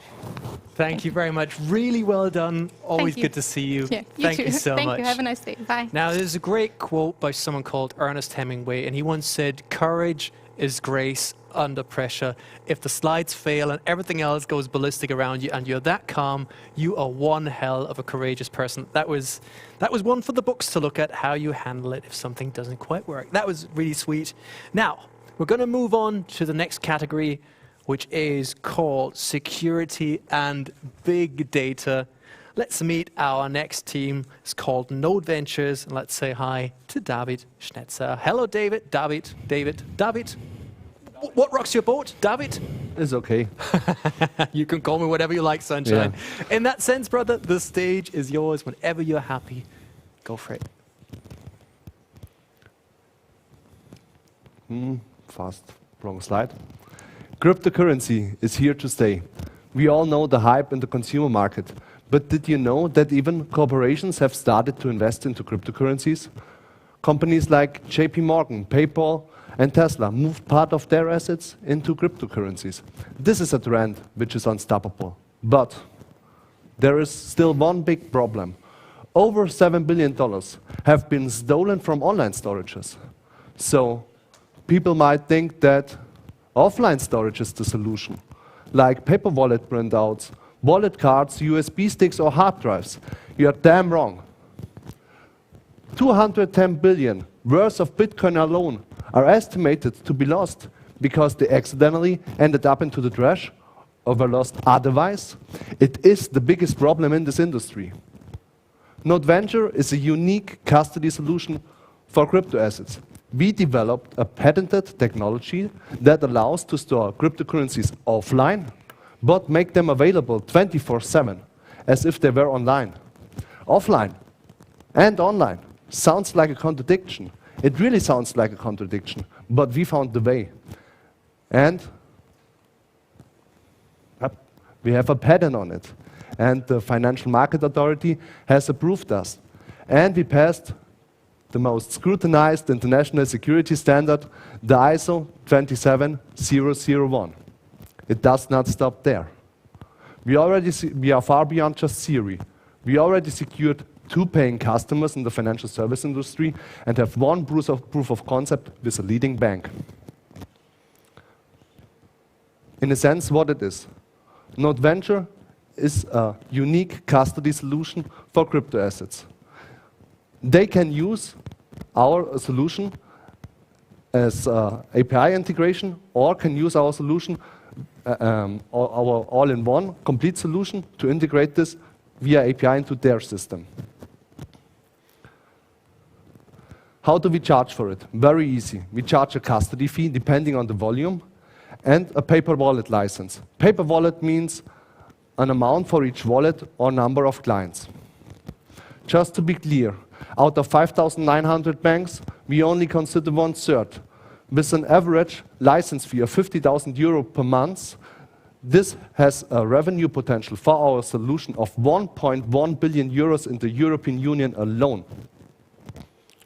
Additional to this segment, we can also serve family offices, crypto exchanges, investment funds, and other custody providers. How we were able to build such a unique technology made in Europe with a strong team. I'm proud to present over 150 years experience in software development, over 25 years expertise with blockchain technology, and about 60 years professional knowledge in managing a company.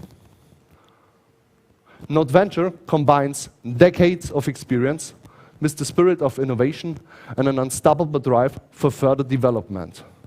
So, become part of this revolution and support NodeVenture to become the European backbone technology for the safe future of a digital financial world.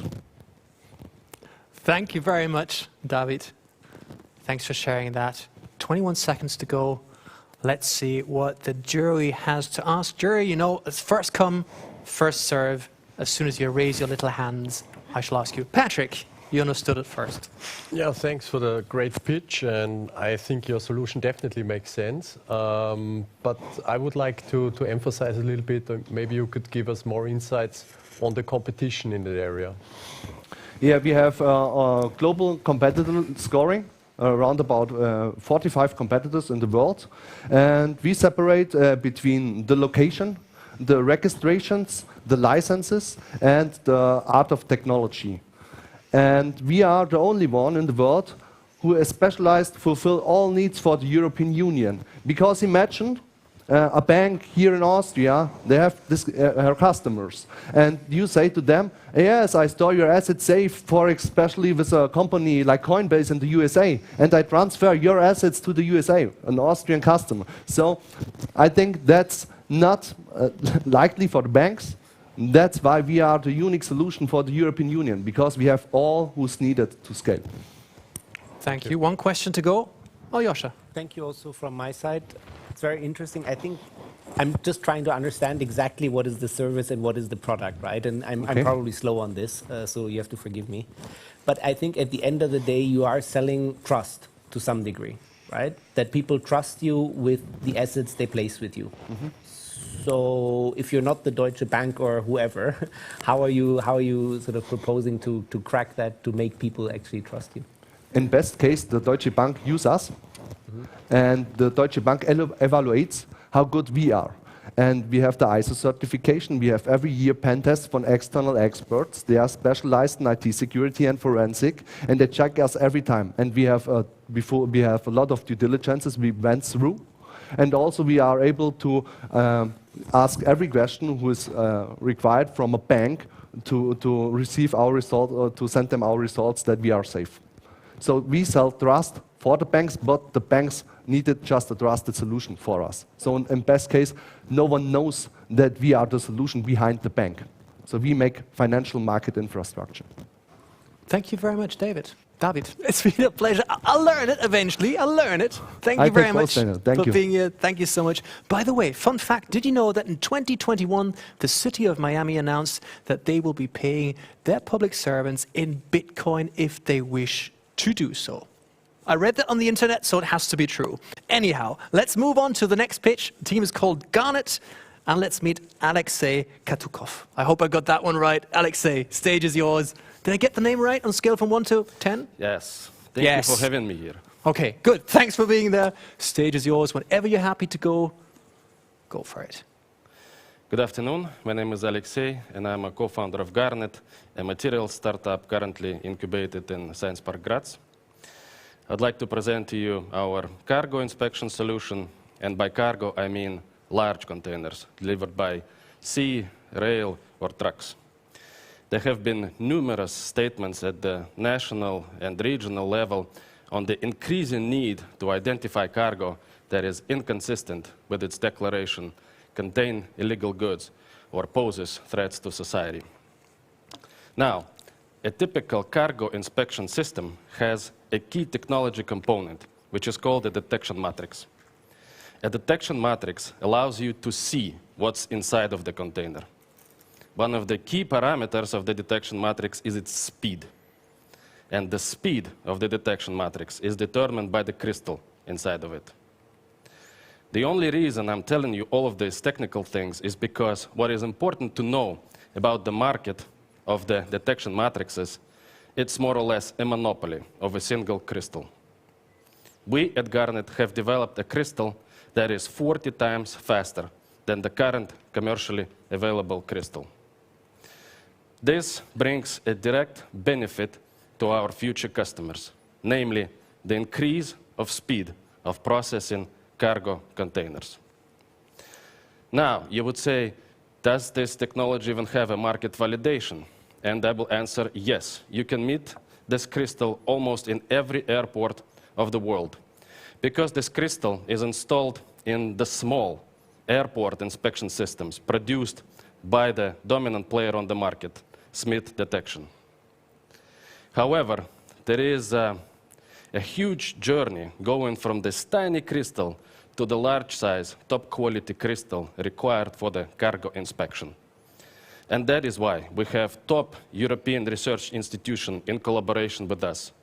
In fact, we have supplied the crystal to the Gran Sasso laboratory of the Institute of Nuclear Physics in Italy for a major physics experiment. Now, also, our crystals have been tested at CERN in Geneva. I would like to reiterate, our core innovation is the crystal. However, our final product is the detection matrix itself. In a time frame of a year, we would like to do the feasibility study, finish the prototype of the detection matrix, with the goal to have the market-ready solution by the end of 2024, with a strategic aim to become the new monopoly on the market of detection matrices for cargo inspection systems. Thank you very much.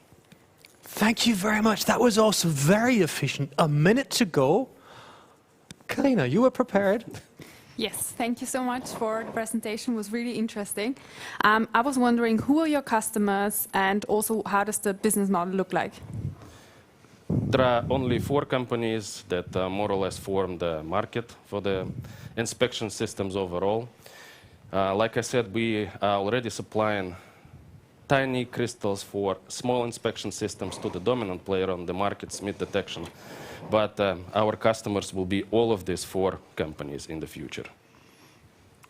Thank you. And one question to go. Dearest jury, I'll count down 5, 4, 3, 2, yours. I was just wondering, because it's quite technical and it involves a lot of investment, and I'm wondering, do you have someone that you're working with who would be willing to pilot or try your solution? Yes, exactly. Smith Detection is this company. Okay. Basically, they give us the requirements, and in this particular project, we would like to bring more added value to Smith. So going from the crystal itself to the plug-and-play device, which is called the detection matrix. Perfect. Thank you very much, Alexei. Thanks for being here. Real pleasure. 5 down. 1 more to go before we're going to start a little 5-minute pause, which means you don't go far away. Only if you need to pee, you go and pee or get a coffee. Anyhow, next pitch is ML Reef, and here's Camilo Pachman. Camilo, stage is yours. You good? Yes, good. Good, man. Thank you very much. And whenever you're happy to go, you go. Okay. Hi, we at ML Reef, we follow one goal: to host and to enable the entire machine learning lifecycle in one platform. Why does this matter to us? The world is changing and new opportunities and challenges arise. For example, mobility is changing, probably faster than ever before, required to sustain increased demand, higher speed and higher quality standards. Farming is changing, requiring new ways of monitoring crop growth and soil composition needed to sustain an ever-growing world population. Shopping is changing from local to global distribution networks, new habits, and new digital experiences. And the entire world around us is changing. And we need new scalable methods to monitor change to effectively drive responsive actions on a really global scale. With new technologies such as AI, there are also new possibilities. It can make workflows way more efficient. It can give new insight to us to sometimes only nuanced data patterns impossible for us to detect. It drives automation, and it can enable true sustainable solutions. So let's adopt AI, right? Well, it's sadly not that simple. The field of applied AI is still in infancy and bears many, many challenges. It's the lack of talented people, the required infrastructure, workflow inefficiencies, hard access to data and code, and I could continue for a while. But if you truly condense all these challenges down, you will end up in an economical one. It's simply too expensive, and that the knowledge-based entry barriers are still too high. So what's happening?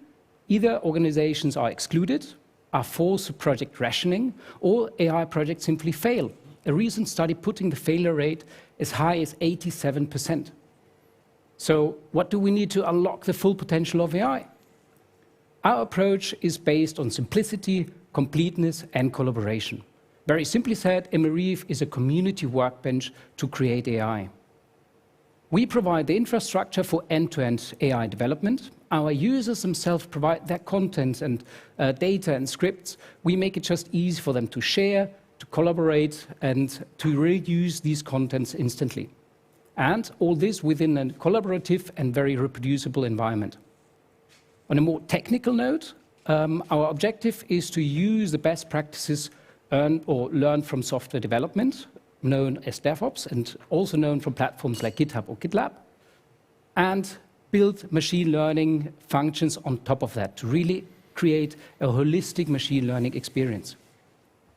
With this, we are creating a new paradigm shift in AI development, away from the current unstructured, notebook-centered, operator-reliant, and inefficient ways of doing machine learning to a modular, orchestrated, transparent, and collaborative way that is easy to use and at the same time offers a maximum degree of flexibility.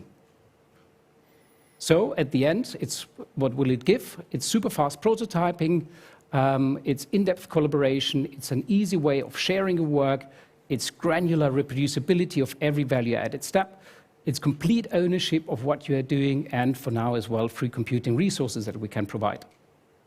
Our business model is B2B SaaS. It's based on a freemium model, so people pay for seats and features. You pay per computing infrastructure used, and we provide customer services. To understand the market as well, around 15% of the around 10 million data-driven organizations worldwide have adopted AI, either as a POC or fully implemented AI frameworks. Out of these, only 20% have fully implemented machine learning or have operationalized the machine learning development and are using MLOps platforms. This means that only 3% of all these organizations are using MLOps platforms, leaving the rest as still unserved opportunity, and there's still no market leader yet found in the MLOps field. And for us, this is incredibly important because we want to democratize AI. We want to bring AI to the fields and to the other people out there. Where we are today. And I'm afraid I'll have to say, where are you today? Well, a lot of things to do, but currently you're out of time. You know, that's the rules. Yes, good. But maybe the first question might just be, so where are you today? Let's find out, Dudu. Yeah, so let me give you the chance to talk about where you are today, your status quo, and what's the next step to do. Thank you very much. We are developing the platform yet. We have been doing this since 2 years now, and we have soft launched Emerif last year and acquiring our first users and customers today. The objective is really to expand on this, to get the stability into the platform and move forward with our go-to-market strategy, which we are working currently today. The nice thing is that we are really getting good feedback out of the market, organizations coming to us asking, hey, we need a solution like yours. And we are very proud that we are all open science and open source. So we really want to push this idea of democratizing the power of AI at the end. Karina. Perfect.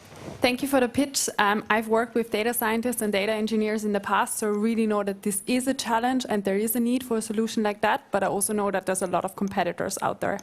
So what is your unique selling proposition there? I mean, there are many features that you could compare us to the other platforms as well. But at the end, it's the approach that we are taking. So on the one side, really learning from the DevOps field. So we are using Git, for example. This enables also software engineers to be part of the machine learning lifecycle and to add value to this. And it's the hard focus on collaboration. And for us, collaboration not only means working together in the team, but also using the power of the community behind it to create value on top of that. So basically, this means that I can use, for example, a script that you have published before, try it out, and I don't need to start from scratch. So I really can push forward whatever I have done before. Thank you very much. Thank you very much, Camillo. Thank you. A pleasure. Thank you. Thank you very much. So we've got 6 pitches down, 6 to go, and we'll have a very short pause in a minute before I tell you what's actually going to happen after the 5-minute pause, because we'll have a keynote by Bill Reichert. And Bill is actually going to tell you what the top 10 VC secrets are you should know, but actually no one tells you, other than Bill. So you'll find that out, and then we'll have the 6 next pitches. In that sense, don't go far. We'll see you back in 5 minutes. Thank you, and see you soon.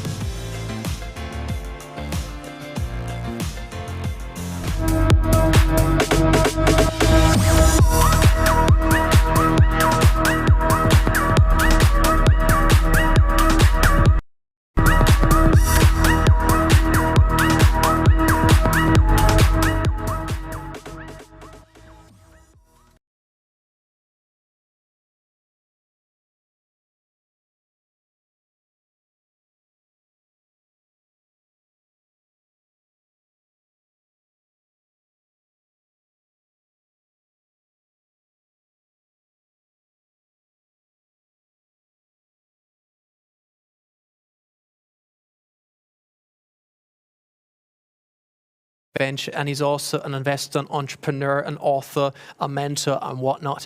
His name is Bill Reichert, and the cool thing is Bill is going to share some of the secrets, and you also get to ask some questions, and we'll have time for 2 or 3 questions afterwards. And you know how it is, first come, first serve. So via B2 Match, you can ask questions, just type away and go for it. Bill, it's very good to see you, and the stage is yours. Hello, Bill. Thank you very much. Good afternoon to Austria. And the dawn is breaking here in Silicon Valley, and I am delighted and honored to be with you all today.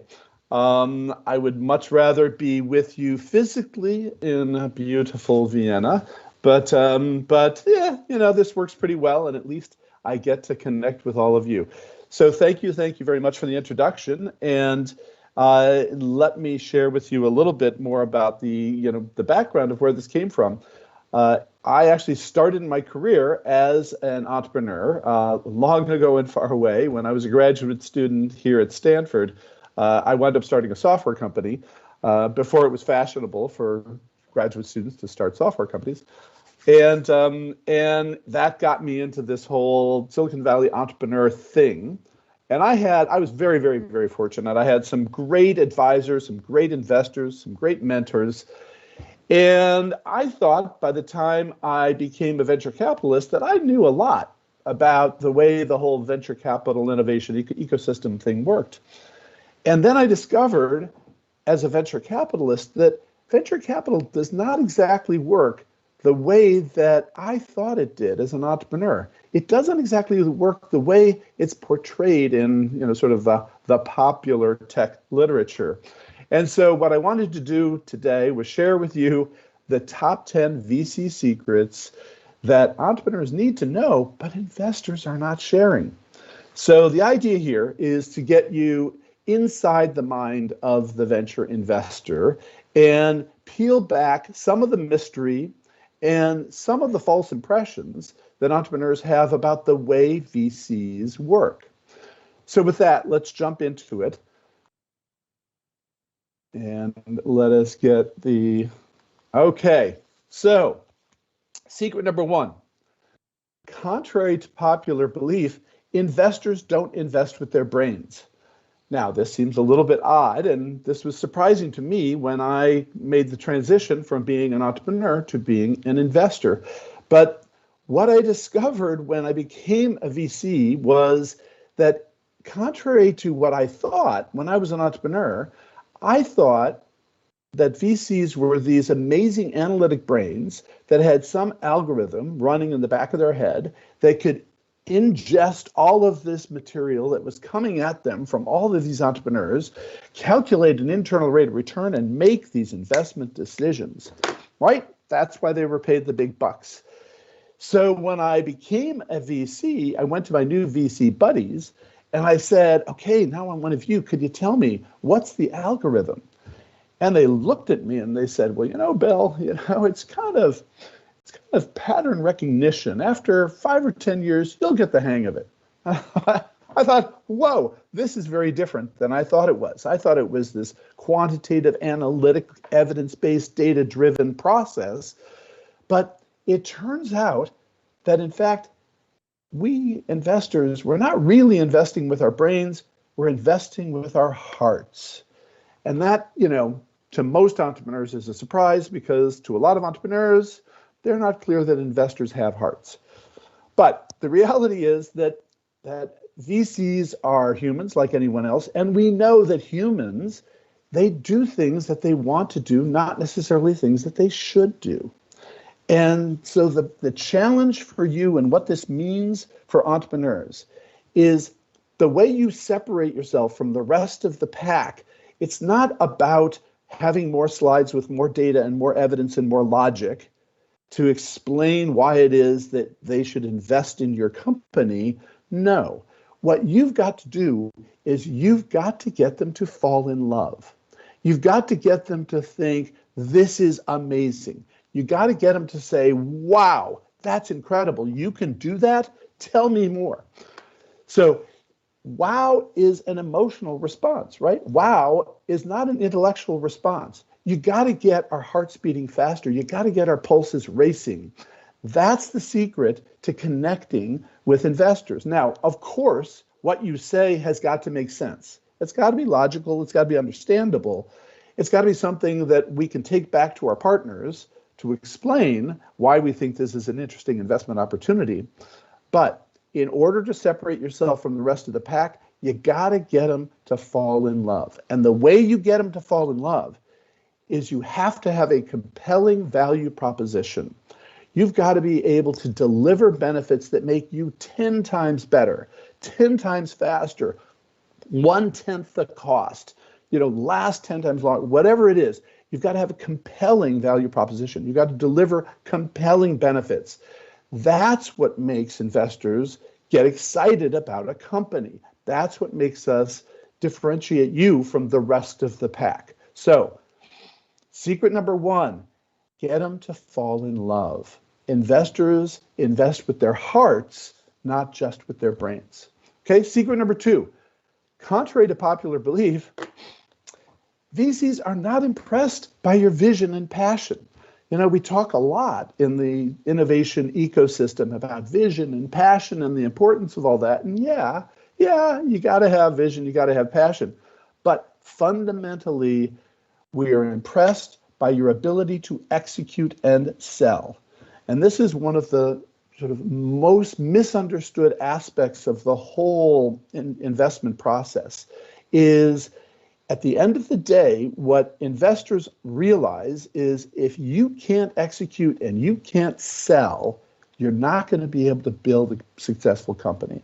So, yes, we like the vision, we like the passion, but what we really want to see, evidence of your ability to execute and your ability to sell, that you're out there focused on your customers, connecting with them, understanding exactly who it is that you need to reach out, convert, and turn into customers.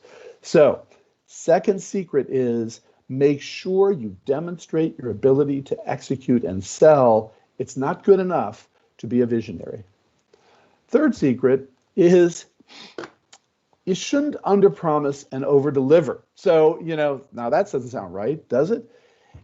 Everybody is coached to make sure that they don't overpromise and underdeliver, right? So the tendency of entrepreneurs is to be extraordinarily optimistic, pathologically optimistic about, your ability to succeed, about the ability of this company to become great. But what we experience all the time with entrepreneurs, in our first meeting, the entrepreneur will tell us, and we're going to have this deal done in 2 weeks, or we're going to have that contract signed in, a week and a half, and we're have this great meeting with Google, and they're going to buy, right? But 3 weeks later, we talk to the entrepreneur again, and, how'd that contract signing go? Well, it got slipped a little bit, and blah, blah, blah, blah, blah.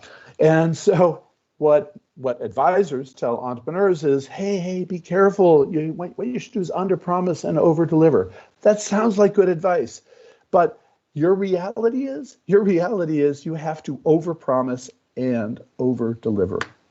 So again, you've got to be able to demonstrate that you are different from the rest of the crowd, that you can execute, you can sell, you make promises, you deliver on those promises, and you deliver even more.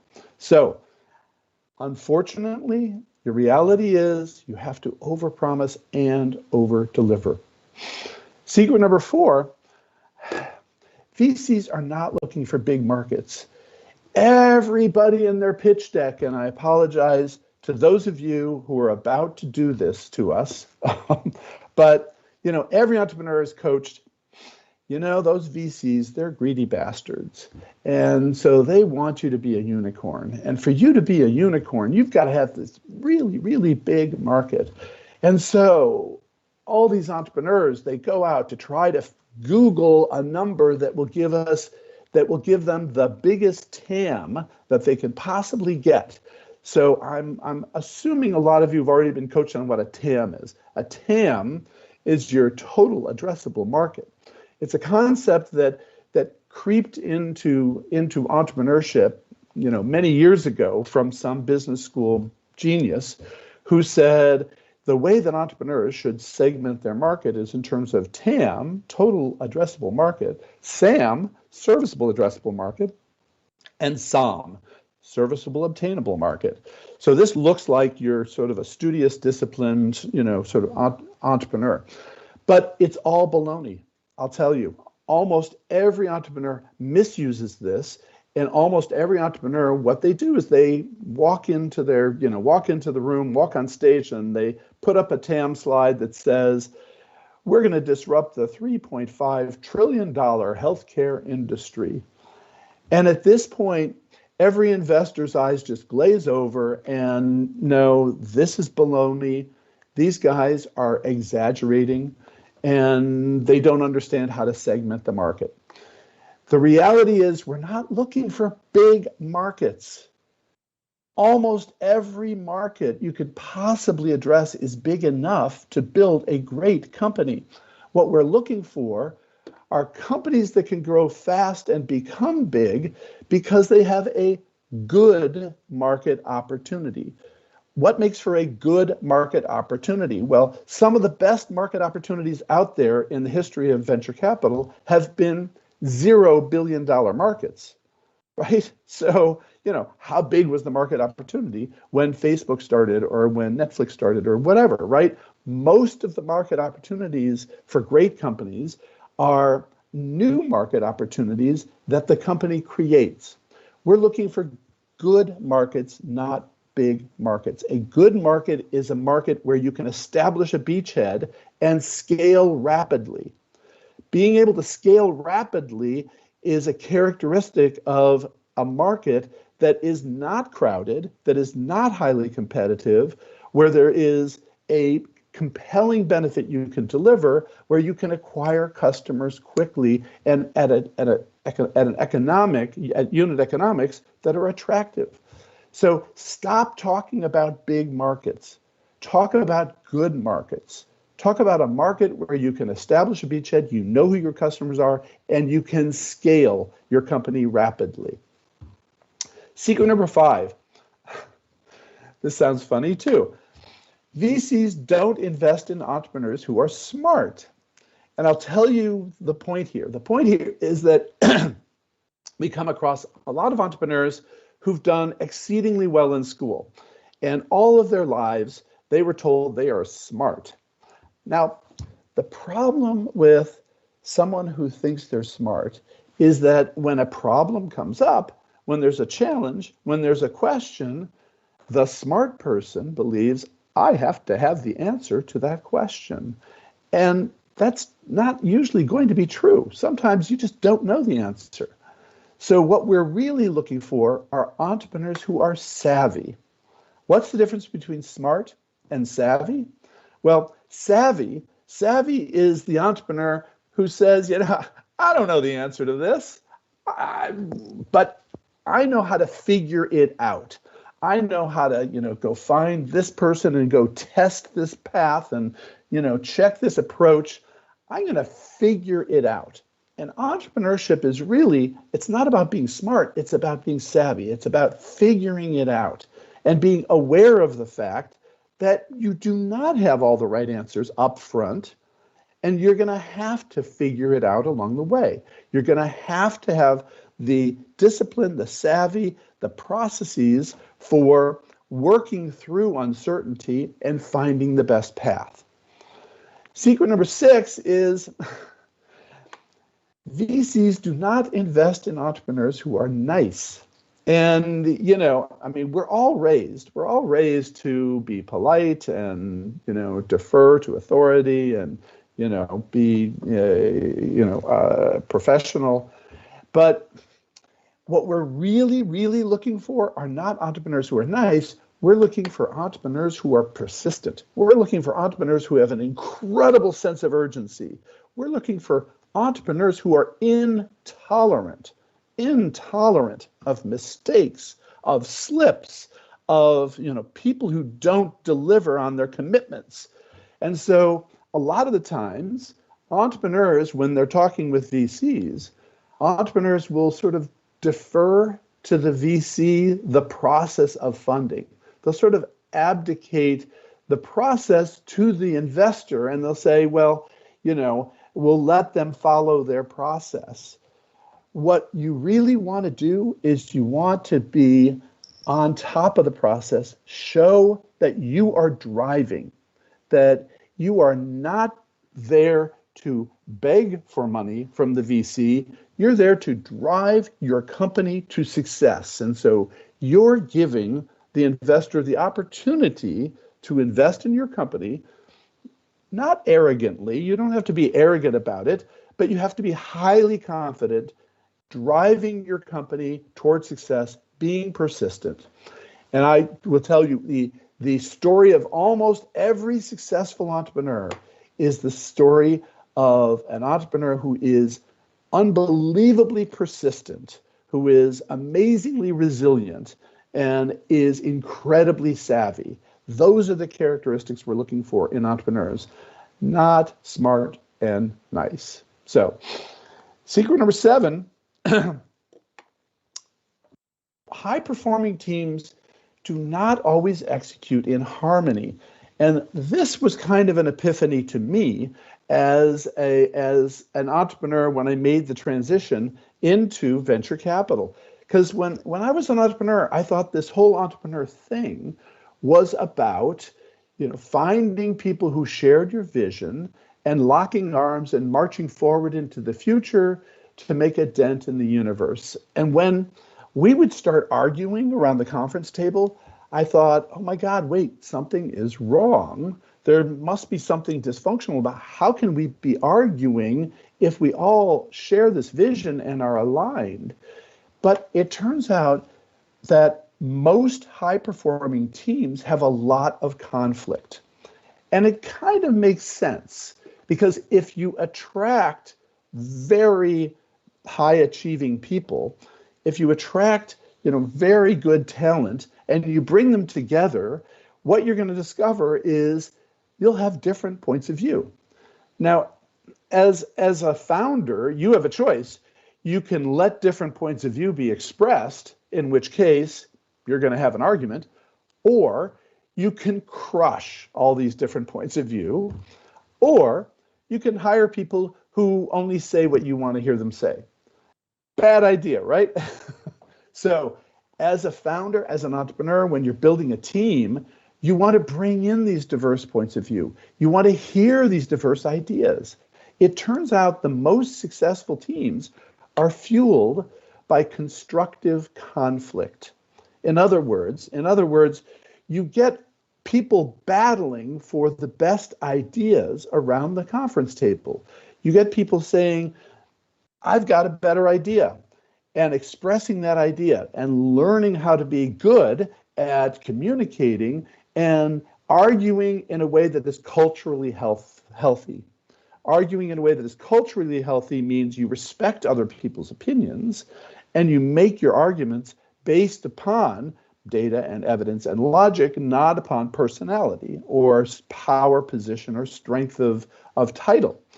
So you want to build a culture where everybody who has a stake gets to express their point of view. You want to attract diverse points of view into your organization. You want to listen to everyone. And then the secret is creating a culture where you say, look, we're going to figure out the best idea, the best solution here. We're going to come to an agreement. And here's the deal. On the team, you can disagree, but then you commit. You commit to the decision we make. If you try to sabotage or if you backstab anyone in this organization, you are off the bus. So it's okay to disagree, but then you got to commit. That means you're going to have this hopefully very healthy creative conflict in your organization with diverse ideas coming together, resulting in the best ideas being the path that you follow.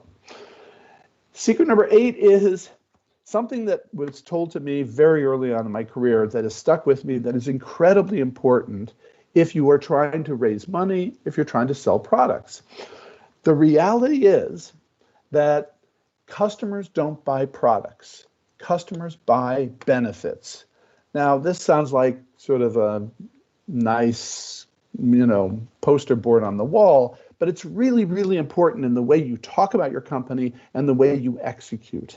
So what we want to see as investors is that you are focused on the customer, that you're focused on your compelling value proposition, on the benefits you deliver. Most entrepreneurs, as soon as they start talking, they talk about how delightful and beautiful and elegant and wonderful and amazing their technology is. They talk about their product, their beautiful baby that is their product, their service, their application. They talk about their product. They don't talk about customers and customer benefits. So flip the way you talk about your company with a customer-centric focus, not a product-centric focus or a technology-centric focus.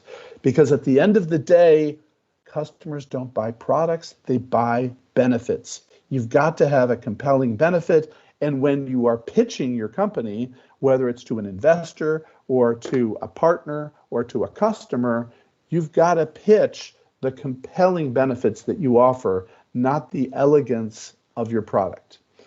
Secret number nine, speaking of pitching, believe it or not, VCs don't understand your pitch. It's amazing. Yeah, I wish there were a way to measure this, but so much of your pitch does not come across. And it doesn't come across for a variety of reasons. One, entrepreneurs overestimate the domain expertise of investors. And so many entrepreneurs, they'll pepper their pitch with these 3-letter acronyms that are specific to their industry. And so, if I know what your industry is, I know what an SLA is in one context, but an SLA means something else in a different context. So don't use 3-letter acronyms as obvious as they are to everyone inside your company. Make sure that you get a fresh brain hearing your pitch before you try it on investors, to make sure that you're not speaking the jargon of your industry, or you're not making assumptions that you shouldn't be making when you're pitching to investors. So one, entrepreneurs overestimate the domain expertise of investors, and then secondly, they overestimate the clarity of their pitches. And this is sort of the curse of expertise, or the curse of knowledge. It's a well understood psychological challenge, which is you live and breathe your company, your technology, your market every day. And so it's hard for you to know how people who do not live and breathe it every day are hearing what you're saying. So again, you need to check to make sure that what you are pitching is clear to most people who are not living and breathing your company, your technology every day. And then last, secret number 10, secret number 10 is we might be nodding and smiling, but VCs don't actually believe you. And so you can be saying all these things, and we may be excited and energetic about it, but we know that entrepreneurs are pathologically optimistic. And so best case, investors hope that you are at least directionally right. And so that's okay. We want you to be enthusiastic. We want you to be optimistic, but we also want you to be realistic. And what we want to make sure that you don't tip over from optimistic to delusional. So if you're delusional, if you think that you're going to transform the $3.5 trillion healthcare industry, we're going to walk away. So be careful about the degree of hyperbole you use when you are expressing your optimism about the success of your company. So those are the top 10 VC secrets. We invest with our hearts, not with our heads. It's got to make sense. We got to understand it. But ultimately, you got to get us to fall in love. You need to prove your ability to execute and sell. You have to overpromise and overdeliver. We want good markets, not big markets. You need to be savvy, not just smart. You need to be a driver, not a beggar. That you, in order to build a high-performing team, you've got to tap these diverse perspectives. We want to see that in the way you organize your company. Focus on creating compelling value, not just on coolness of product. Make sure your pitch is crystal clear and make sure you understand your investors' expectations for the path of your company. So those are the top 10 VC secrets. By the way, this is the advertising portion of the program. I and a partner have written a book called Getting to Wow, Silicon Valley Pitch Secrets for Entrepreneurs. It's available at an Amazon.com near you. And with that, I hope we have time for a few questions. And this is how you can reach me. I'm Bill at PegasusVentures.com or at Bill Reichert on Twitter or Instagram. And I am delighted to have had this opportunity. So, team, are there any questions? I can't see the chat room. If you want to moderate the questions, if we have any. I'll take it from here, Bill. So here's one or two questions I've got for you. First question I'd like to ask you is, how do you handle cultural differences in people pitching? Because from experience, we know that, let's say, Americans pitch very different to people from South Korea or, let's say, CEE or wherever. How do you handle that, and how do you address it into your assessment of a pitch? Yeah, you know, I hear this all over the world, right? It's interesting that, you know, every place in the world I go, they say, you know, we're different than you Americans. and so, you know, you can't judge us the same way you judge those Americans, because you know those Americans, they like to brag, you know, they like to talk a lot, and, you know, and the reality is, I got to tell you, all over the world, most entrepreneurs I meet, they're already 5 sigmas off of the standard in their culture. You know, the fact that you're an entrepreneur in Austria, in Europe, in East Asia, in South Asia, in Africa, the fact that you're an entrepreneur already puts you on the far edge of any culture that you're coming from. But yes, you know, we do understand that you know, probably the majority of, well, I don't know if it's a majority, but a very large percentage of the entrepreneurs that we meet were not born in the United States. Silicon Valley is this, you know, an extraordinary, you know, melting pot of entrepreneurs from all over the planet who come from all of these different cultures.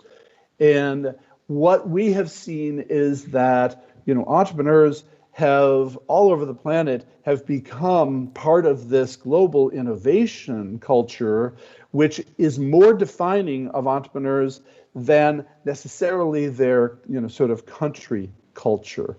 But, you know, I'd be happy to drill into any particular specifics about culture that you think should differentiate the way investors think about Austrian entrepreneurs versus Indonesian entrepreneurs, for example.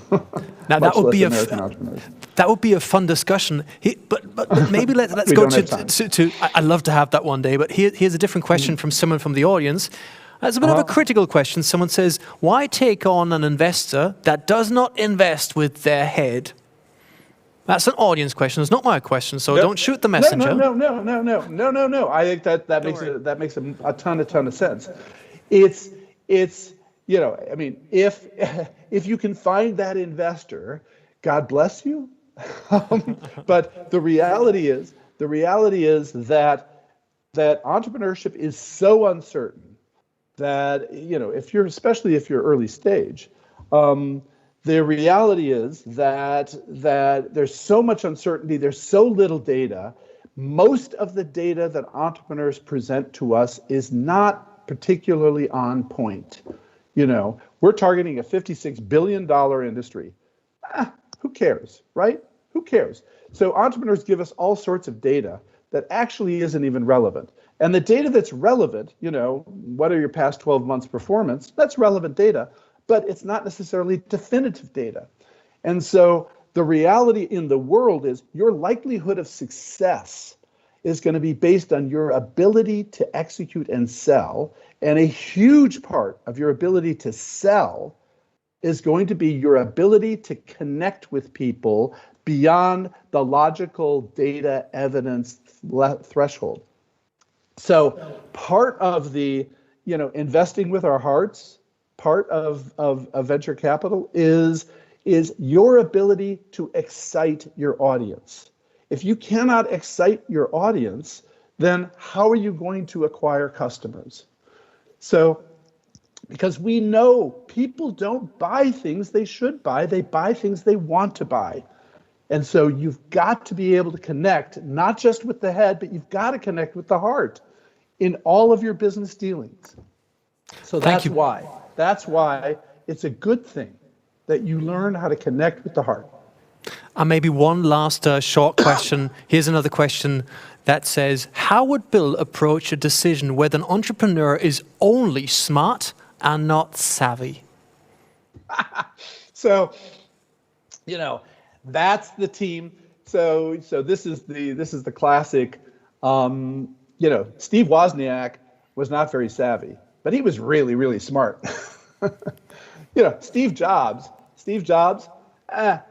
academically was not considered to be very smart, but he was really, really savvy. And so, the reality is that no company is built by an individual. Companies are all built by teams. And so we want to see that, yes, you can have an eye-wateringly smart person on your team, a Steve Wozniak, but you need a Steve Jobs. You need a savvy person on that team who is going to sort of poke beyond what the smart guy or smart gal thinks is the right answer. So you do it. So for all of you entrepreneurs who are there saying, well, wait a second, I'm really, really, really smart. That's great. That's fine. That's okay. I don't mean to diss you, but I want to see that you have a co-founder, someone else on your team who also brings the savvy to bear when you're building your team. Is that fair? That's fair and square. Thank you very much, Bill Reichert. There's a couple more questions coming in, but we'll have to cut it here because we have the next pitches coming up. Right. Thanks for being with us. Real pleasure. And kids, make sure to check out his book. Cheers, and thank you very much for joining in. Now, we just heard all of the challenges and pitching and what you need to do and how to make it. And one of the things we also always hear is that entrepreneurs need to persevere. And sometimes when things go wrong, well, you just go for it again. And earlier today, our stream had a slight issue. You may have noticed. Therefore, we said, well, that's not good. Let's give the person that was pitching right then another chance, which is pretty good. In that sense, let's get the next pitch on the stage. She pitched earlier today, you may have seen. Let's go for it again. Here's a startup called Rotable of the category Digital and Biotech. Here's Lisa Holzgruber. Lisa, good to see you. Hi again. Yeah, thanks for the opportunity. Thank you so much. So, whenever you're ready, the stage is yours. Thank you. So, hi again. I'm Lisa. And unfortunately, I've got bad news for you. The COVID crisis has shown that medical staff resources are valuable and scarce. However, we are currently wasting those resources. One doctor spends on average 3 hours per day on admin tasks, leaving less time for patients. One of these time-wasting tasks is the clinical rotation scheduling. Let me show you why. Did you know that doctors in training have to rotate between up to 14 different medical departments, often across different hospitals? And all of this in only 3 to 6 years? The planning and management of these rotations is highly complex, as hospitals have to ensure a number of requirements, such as the clinical curriculum of each specialization, personal preferences, and many more. Once created, each rotation schedule, but also each change to an already issued schedule, has to be communicated to a high number of stakeholders within and across hospitals. What do you think? How do hospitals currently manage these rotations? Manually, in self-created workarounds. So it's hardly surprising that all requirements are hardly ever met, and that one hospital spends, on average, almost 200 hours per week on managing their clinical rotations. More than half of this time falls upon highly qualified doctors, which is expensive and means valuable medical staff resources are being wasted. Now, these were exactly the type of challenges that I had to face on a daily basis as head of a department responsible for the clinical rotation management across 9 hospitals. There is no suitable software solution available, and I knew that in order to build one, I needed to combine my in-depth know-how in clinical rotation management with expertise in software engineering and venture building. So with David and Yannick, I put together the optimal founding team. With Rotable, we are developing the first HR solution that enables hospitals to generate clinical rotation schedules automated and to complete related admin tasks with only a few clicks. At its core, we develop an algorithm that calculates ideal schedules across hospitals while accounting for all mentioned requirements. This way, we allow hospitals to efficiently respond to short-term rotation changes and increase quality through planning and preference reliability. Automated workflows and alerts ensure transparent information and communication. We charge hospitals a licensing fee per managed position. Even after purchase, hospitals not only save costs, but Rotable is freeing up much-needed medical staff resources to spend on patient-related tasks. So far, we've conducted a thorough market validation, developed a POC, grown our team, and we will complete our first beta version this summer. Even though we don't have a product yet, we could already win a large hospital as a paying pilot customer, and 7 hospitals from Austria and Germany already registered for an early access to our beta version. Now, why do we start with such a specialized solution? We leveraged the clinical rotation scheduling as an entrance ticket into hospitals and a growing market with very high lifetime values, and plan to make use of several up- and cross-selling opportunities. For example, in the area of recruiting. Since doctors already track their training and qualifications in their Rotable account, we can easily get access to a huge talent pool. At the same time, our system allows us to track and predict vacancies. The perfect basis to redefine recruiting in healthcare.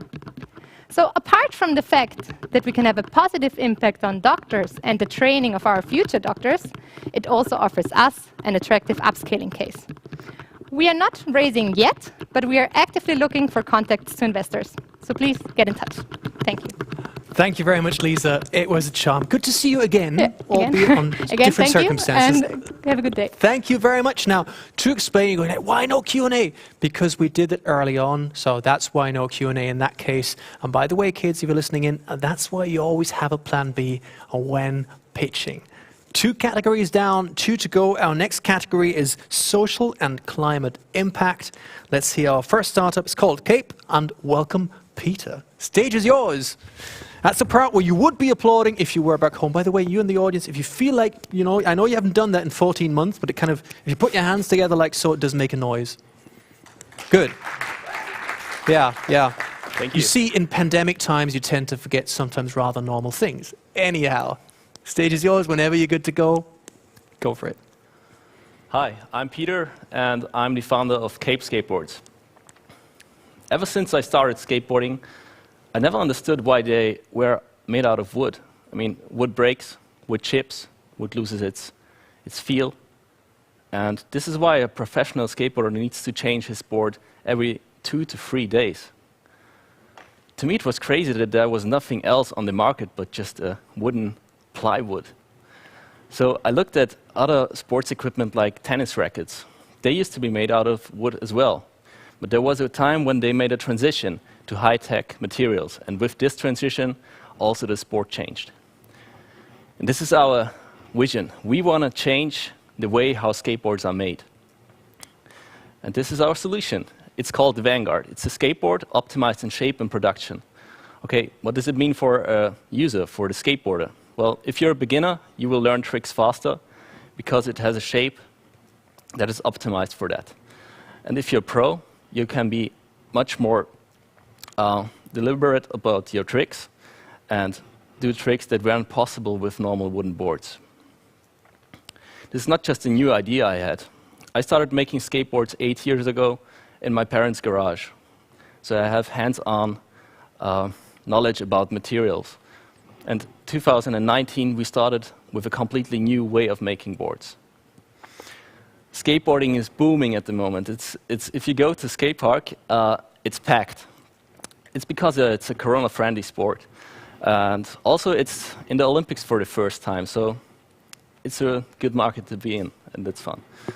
Our competitors are brands that only do marketing and do not do any development outside of the traditional layering technology. The actual producers, the wood shops, they are just carpenters who happen to make skateboards. As Bill said, a great company is a great team.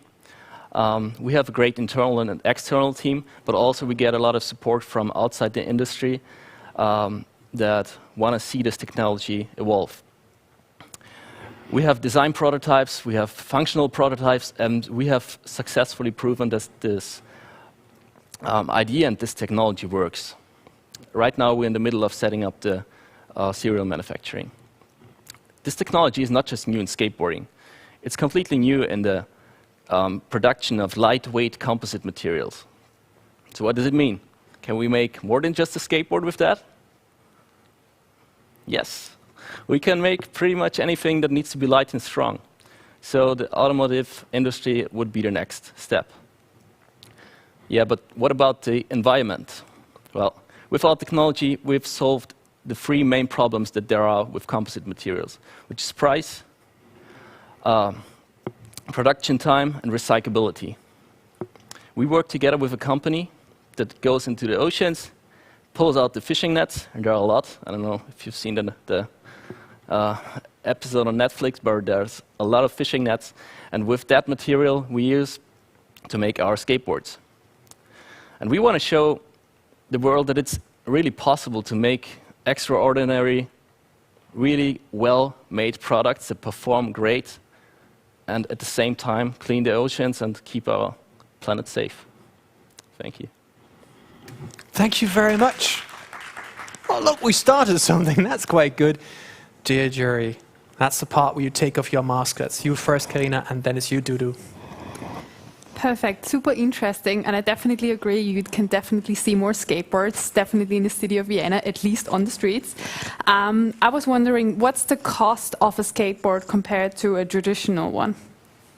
We try to do this Tesla with starting out something really high priced. So when we start the launch, we'll be 3 times more expensive. The normal boards cost 70 euros. We'll start with 200.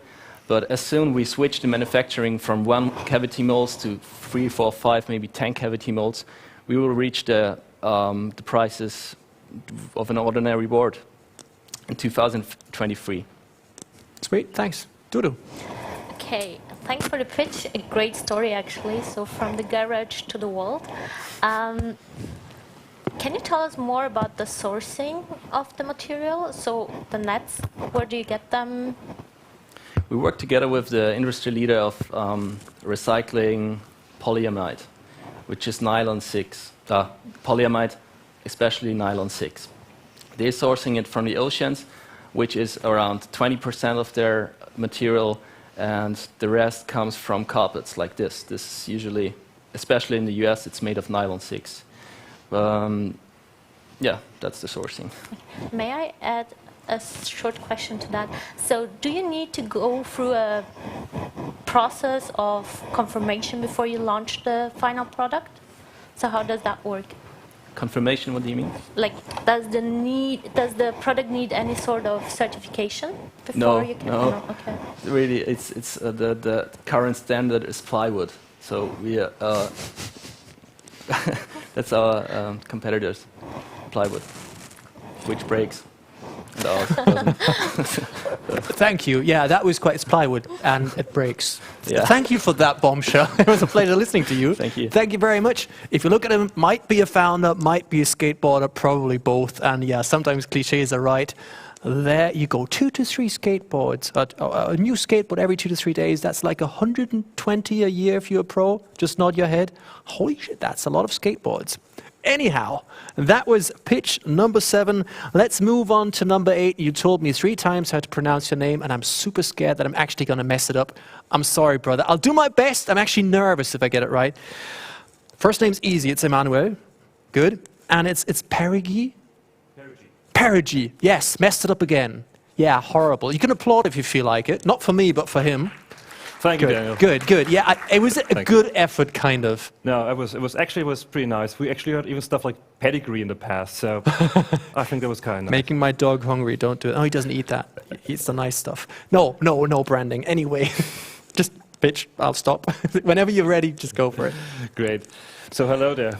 Today I want to talk about climate change, the people who fight its effects, and about a market that you probably won't expect to be a market. If we look at the not-for-profit sector, we can see that there's a revenue of about 90 billion euros in the past year in Europe alone, with one big downside. We have in the major markets declining or stagnating donor numbers. Let's dig a little bit deeper into this. About 50% of the not-for-profits in the German-speaking markets say that they only have 5% of digital income. Can you imagine this? 5% of digital income in a world where Facebook, Google, iPhones, and so on are part of a daily routine. Let's dig a little bit deeper. We can see that only about 2% of the Generation Z is spending money on donations. And we see that only 44% of all non-profits have a written social media strategy. So there's a deficit in this sector, which is clear, and the sector knows about it. About 50% of the NGOs have increased their marketing tech spends in the past years. So, in a nutshell, we have declining donor numbers, mostly due to older demographics. The younger demographics are not reached at all. We have a higher funding need. Think about global warming. Think about natural emergencies, COVID. And we have limited know-how within the sector. Our solution is called Perigi. But before I go into the details of our product, let me tell you something about my youth. When I was a kid in the 90s in Vienna, I was listening to Scandinavian black metal. You can imagine, my mother loved it. Black hair, dressing black, loud noisy music. Probably not too beautiful. But I had about like 40 or 50 friends in Vienna at the time who were listening to the same music. As a musician or as a club owner, you couldn't earn a living out of this. That was not a market. But when the internet came and everybody was suddenly connected, our micro-audience was suddenly a major audience worldwide. Hundreds of thousands of people connected by sharing the same emotional connections. And our Perigi solution, which is a SaaS dashboard for nonprofits, uses the exact same idea. We identify potential donors based on deep emotional links to a natural event. So imagine you have an earthquake in Croatia. We identify people who have deep personal connections, friends, family, who have shared content online, who have commented stuff online, and you can target them and contact them directly. So our platform, which is license-based and not donation-based, allows customer acquisition and market intelligence the easy way. We give you vital information about all kinds of emergencies happening faster than ever before. We identify prospective donors based on interest. And we show you trends, media coverage, and social media engagement. We even predict social media engagement. Us, that's me, a former marketing and management executive, and Marcus, a Harvard and Columbia experienced and trained veteran of the NGO environment. We have developed our solution with Doctors Without Borders, the Austrian Red Cross, UNICEF, you name it. These are going to be customers. And we already have customers from the governmental field. So I'm pretty confident that we can reach our target to earn a revenue of about more or less 2 million euros throughout the next 2 years. So thank you very much. Let me hear your questions. Thank you very much. I'd have a lot of questions about black metal, but I'm not going down that. That's Alyosha, you, and then Patrick, you. Thank you very much. Thanks for the pitch. It's a great field, and I think it's a field that is also changing very much. And therefore, because I will tell you why I'm asking the question I'm asking. I'm wondering if the 2% are driven by lack of outreach, right? Or is it driven by maybe a fundamental shift in behavior and what people value and how they want to spend their money, right? So my question is a little bit, do you have a proof point that this marketing or this platform that you're offering actually increases the reach or the income they have via donations? Yes, we do have. We do have pilot studies which are currently working, where we see a significant updrift. Also, yes, you're right. There's a behavioral shift because it's the way how we consume our news. You know, you were probably used to hearing about a storm in Mozambique on the news, on ORF, on ORFIT. But the youth doesn't consume news like this anymore. They're consuming within their bubble, I would say. So what we do, we try to enter this bubble. And then again, yes, we have seen significant updrift, and also international studies show that this audience is willing to increase their spends. We have significant spends based on COVID funding. So younger audiences have spent donations for COVID research, for COVID-8. Yeah, thanks a lot also for the pitch. From my side, my question would be, you showed your platform covering a lot of different functionalities. Yes. What is your focus? Where do you currently stand? And do you already have paying customers? If not, when do you expect to have them? So our focus, and I think the most interesting part is in order to increase digital donations, is the direct identification of emotionally linked donors. So what we do is we try to give you a full picture in a full stop. Where are my donors? How can I reach them? What are they reading? What is their life environment right now? So that we are an intelligence platform. We do have paying customers for partial solutions where we do consulting based on our technology, like one ministry in Austria. And we are currently planning a full market launch in fall. Right now, we're having pilot studies with 3 international organizations. Thank you very much. Thank you very much. We have 2 questions. Pleasure seeing you. Take care. Thank you very much. Have a good one. And let's continue. Yes, you can applause if you like. We'll have to relearn normal things in life again. Everyone's still like, because their little hands hurt, because they're not used to applauding. They go, woohoo, my hands.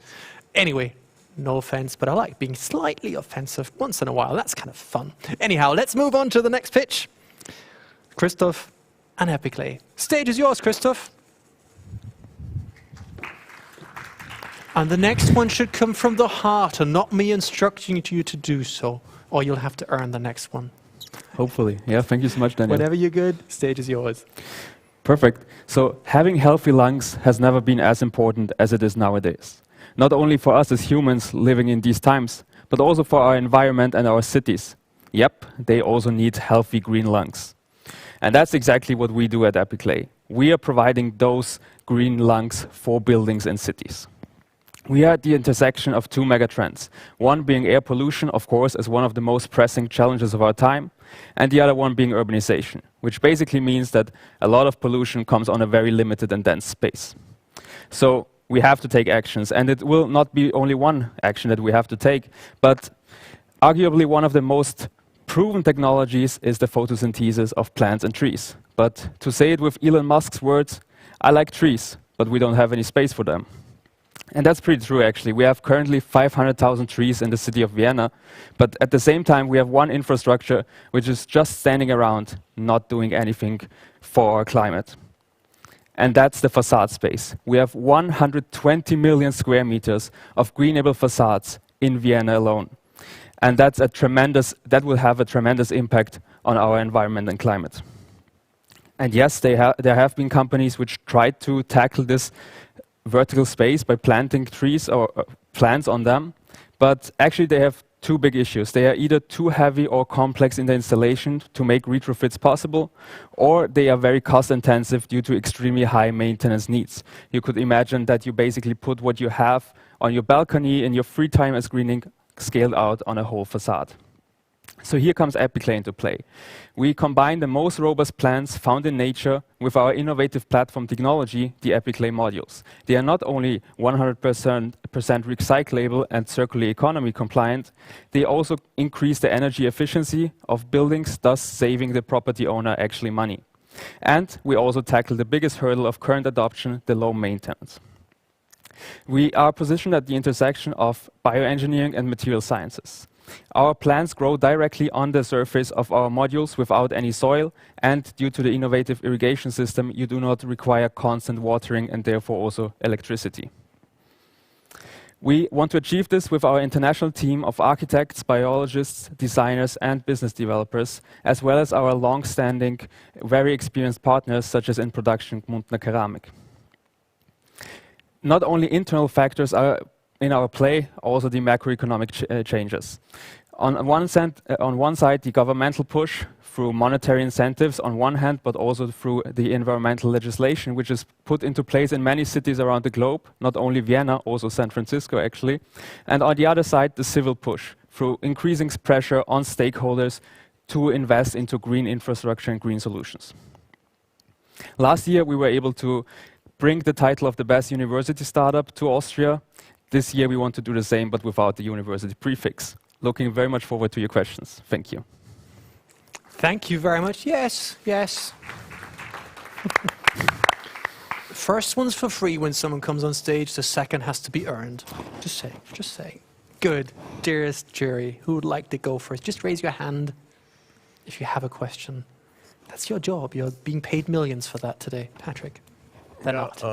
First of all, thanks for the great pitch. We saw each other last year in Entrepreneurship Avenue, so it's really a great success story that you made it also here. So kudos to that. First of all, the question would be, what is the competition doing, and in what kind of areas you see the most potential? Yeah, thank you for that. So basically, we see around 24 competitors worldwide, and they act very regionally. So they specify on their home country and don't really look beyond that border. But what we really found is a global solution to a global problem, and that's really something we want to capitalize on and where we see a lot of potential. Campus. Yeah, so thank you very much. Great presentation. What's the product stage you are in right now, and what are the next steps? Yeah, so right now we are in pilot project phase, which means we have about one handful of projects which are already paid. We have 6-digit revenues planned until we enter the market readiness phase, which we plan to enter in Q1 next year. And then basically we're from there looking into internationalization beyond the DACH region. Thank you. Thank you very much. Thank you so much. Been a pleasure. Thank you so much. And let's move on to the next pitch. 9 down, 3 categories down, 3 to go. That means 1 category, and that's the future of work and edutech. Let's get on to our next startup. It's called Hello Sophia and Hello Marcus. That was cheesy. You bet you've never heard that one before, right? Actually, I wanted to start my pitch exactly like that. Oh, I ruined it. I'm so sorry, brother.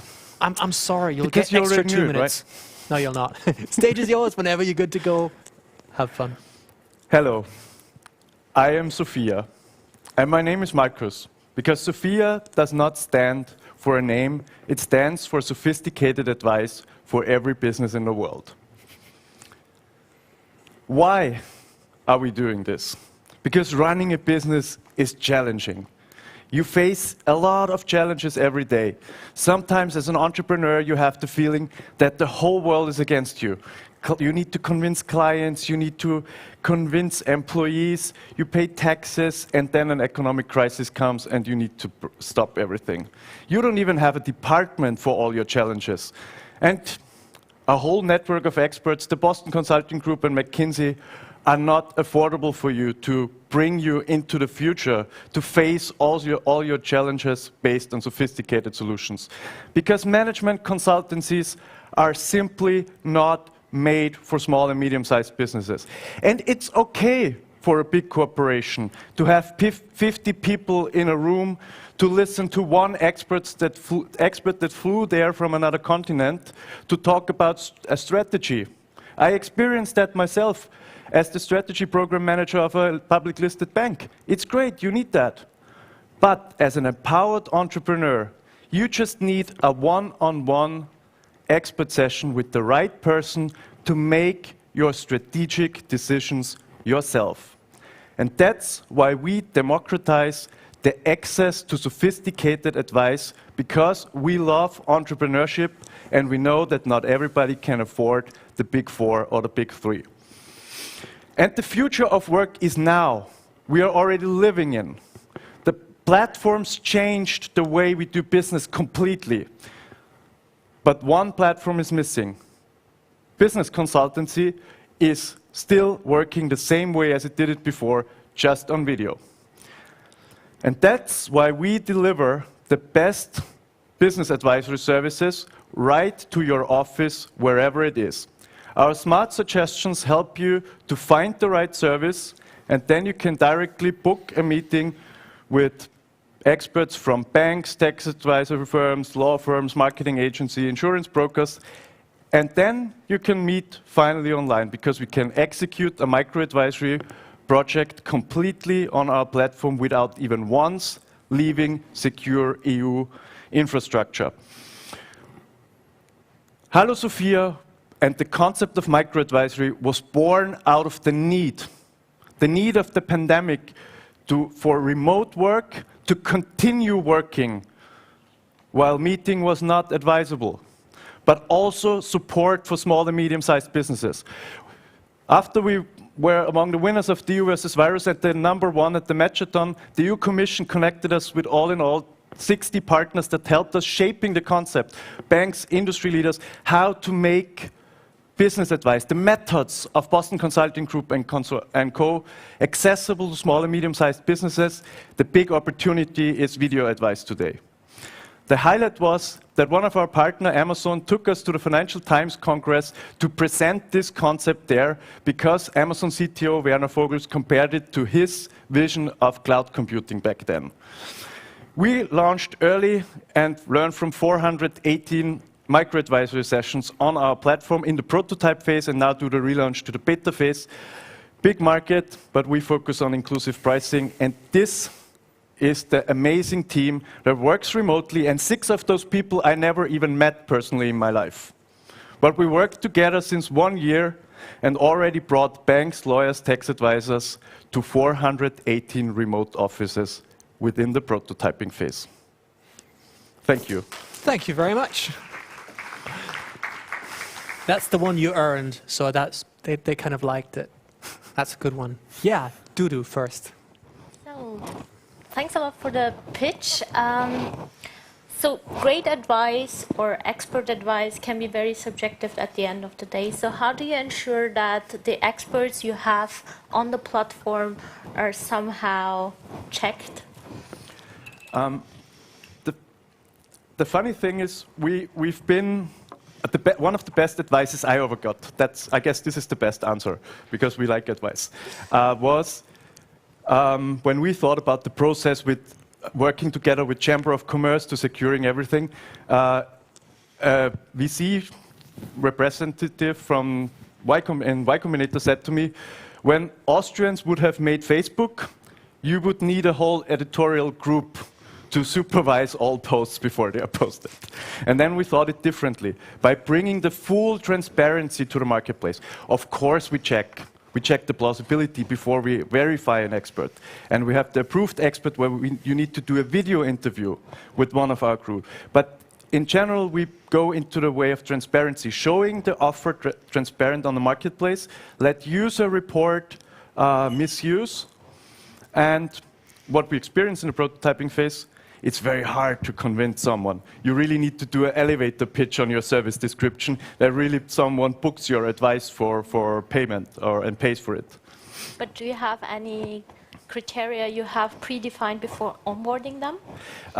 They need to fill out a little questionnaire in the beginning that I can check plausibility. For example, when someone says, I fund your company, and then I expect them to have a banking license, right? And then I check if this is really representative. Is the email address of erstebank.at? Yes, okay, check, you are expert in banking. Is it a licensed law firm? Okay, you can advise on legal matters. Yeah, Campus? Yeah, great, Marcus. Thank you very much.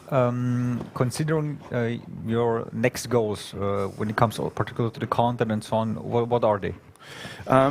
So I'm really excited about the relaunch. We basically wanted to do it until today because we shift as the first from expert matches to service booking. So the first platform that goes from people to services. And we wanted to present this today, but we decided last night that it's not stable enough to present it. But this next week is the biggest step for me now, because we worked on this since 3 months to really do the complete relaunch from prototype to beta. And then, of course, building up the global markets. We already have 15, 20 markets covered with experts and 15 languages, I guess. It's about to build up now, globally. Thank you very much. Pleasure. Thanks for the pitch. Good seeing you. And let's move on to the next pitch. Now, normally the next person should be on the stage over there. However, it didn't work out for, well, let's ask her. Hello, Sophie Bolzer of Advice. Sophie, why can't you be here? Hi, Daniel. Thanks so much for having me. Yes, I came to Stockholm to work remotely and escape lockdown a bit. And then COVID kind of kept me from going back early enough so I can be with you guys in Vienna and pitch. So thanks a lot for to the whole team to making this happen, that I can pitch online. Thank you very much. But you are good and feeling well? I am good. I'm feeling well. I recovered from COVID. All good. Just my voice maybe a bit too deep, but let's see how that works out. You're tough. You're tough. That's good. So you know the rules. It's 4 minutes. And whenever you're happy to start, take it away. Great. Thanks, Daniel.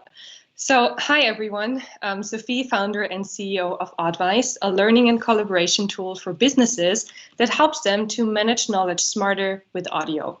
And that sounds like a nice to have, but it is actually a must have.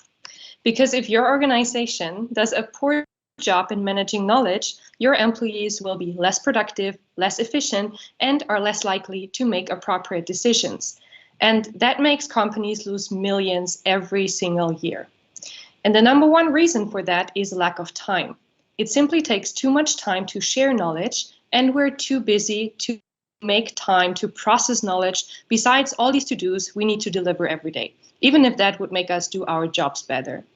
And this is what we can help you with.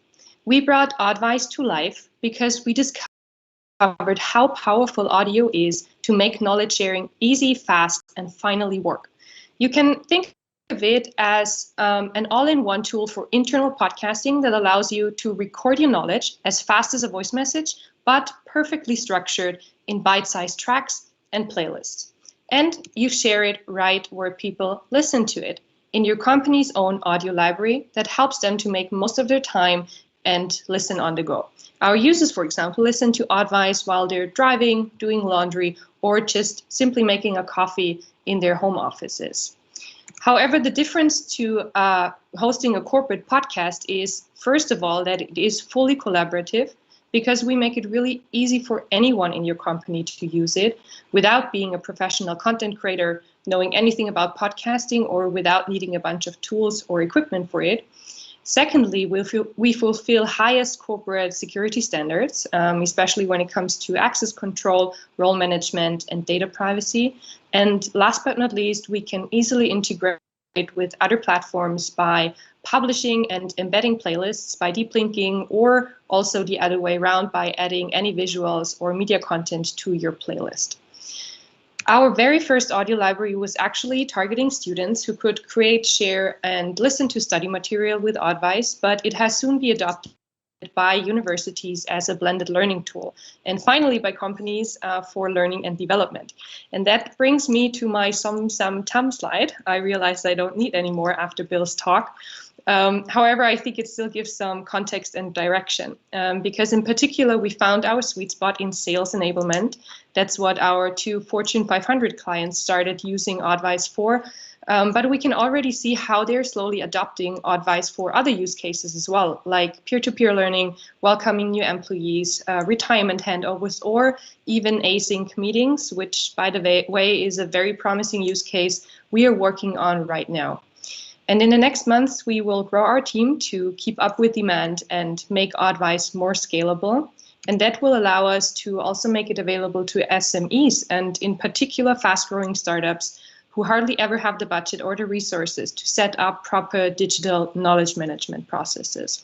So I can promise it will be affordable. We will introduce a tiered pricing strategy where you pay based on the maximum number of users that can access your audio library.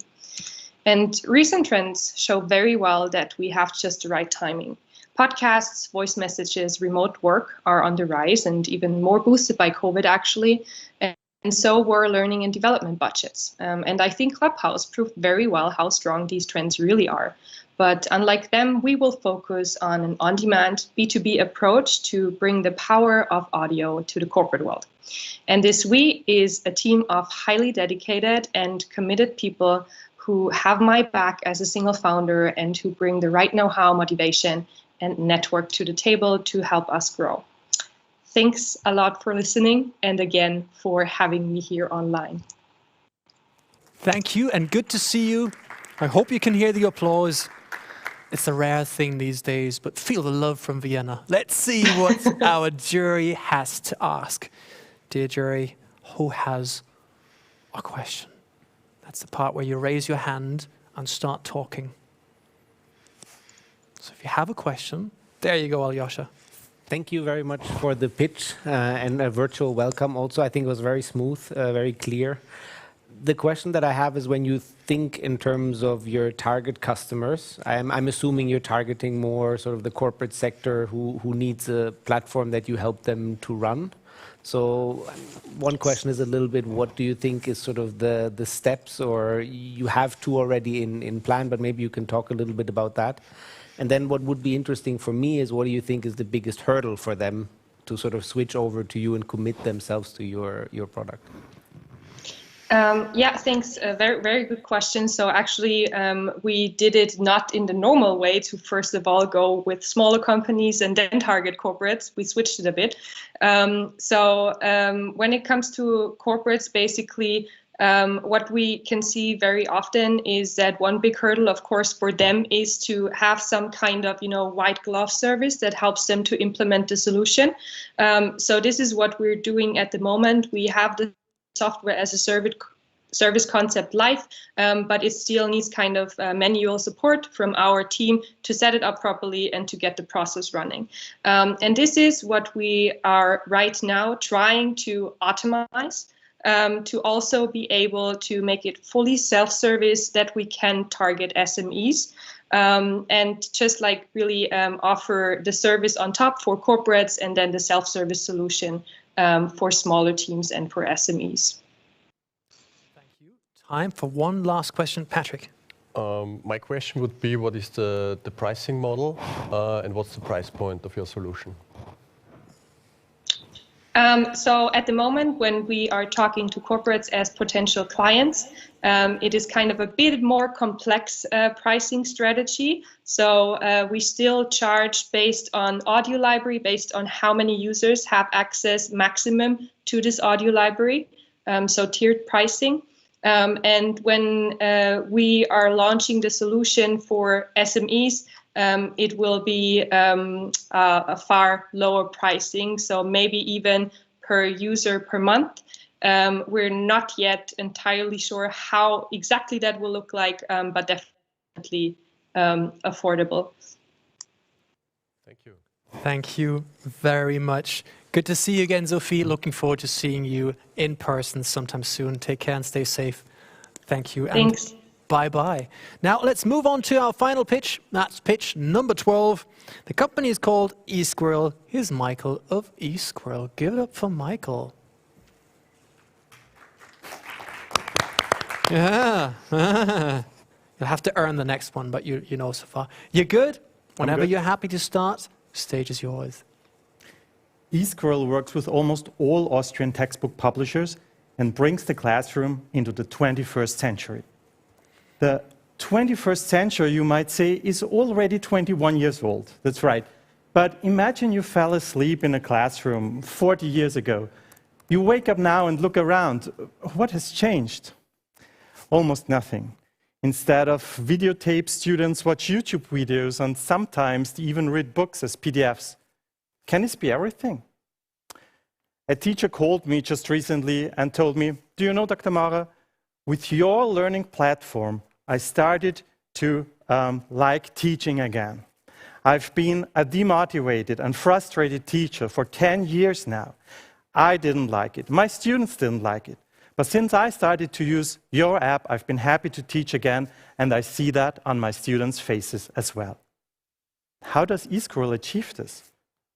Firstly, we don't wait for any tablet or laptop initiatives. We use the means that are available to schools right now, including students' smartphones, even older ones, without needing any Wi-Fi, completely available offline. Secondly, because we create fun and entertaining, yet accurate and high-quality courses for every textbook.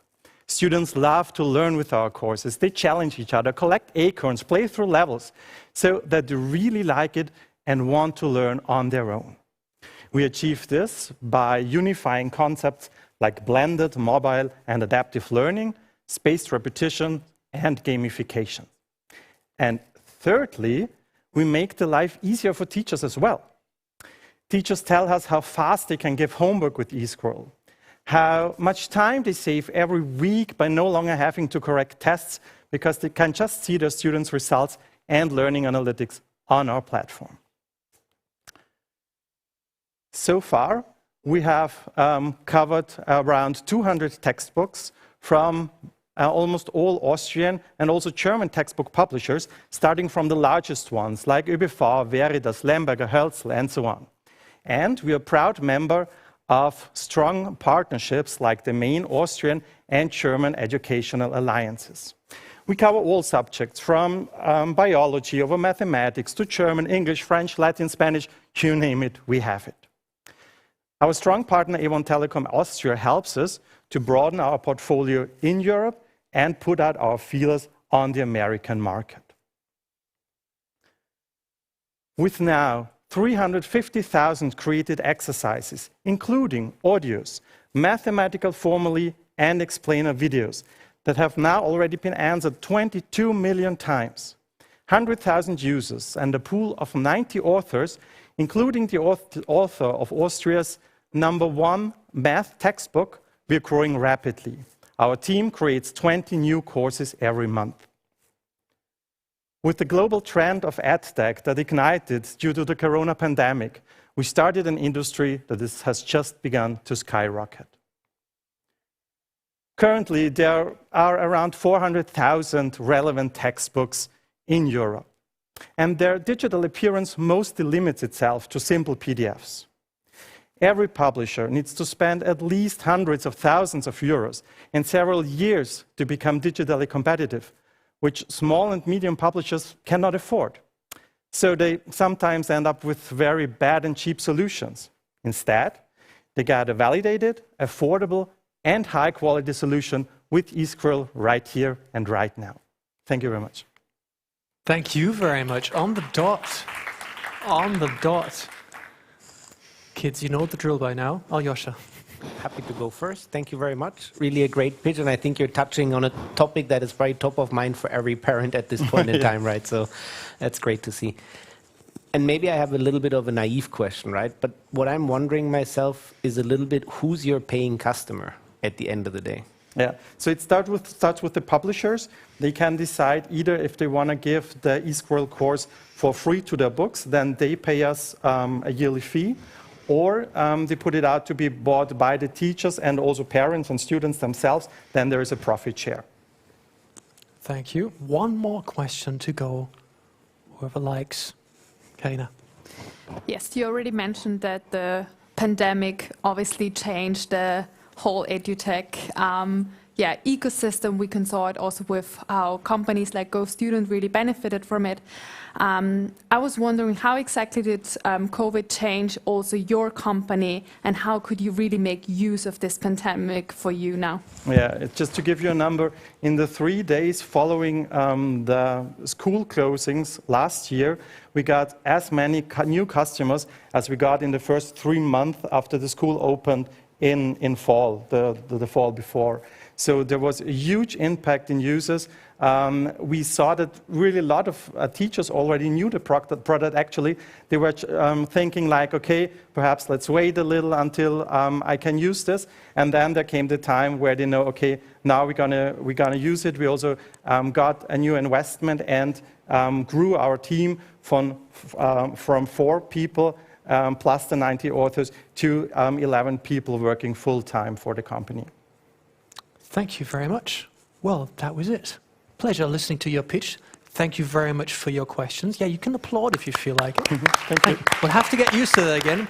So those were 4 categories, 12 pitches, which is somewhat challenging for our jury. And that means they need some time to, well, deliberate on who is actually going to win the Startup World Cup Austria. And therefore, we're going to have a short pause and a very Austrian or German time. We'll be back at 17:10 or 10 past 5 or something like that. So at 10 minutes past 5, we'll continue. We'll be sharp on the second. See you back shortly. So it's a little more than half an hour. Don't run away. And see you shortly. Thank you and bye-bye.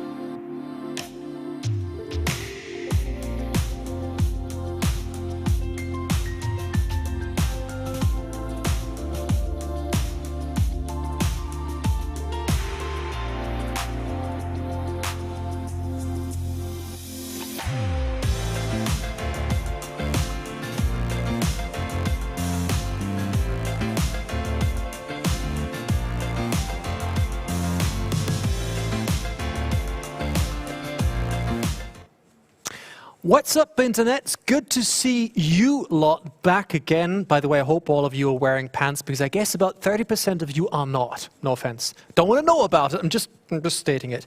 Now, here's the thing. I personally believe all of these pitches were really good, and seemingly our jury as well, because, well, they haven't showed up again. So I'm thinking either they're outside having free drinks, but I'm not hoping, but they're professionals. So I'm thinking they'll be back in a couple of minutes with results.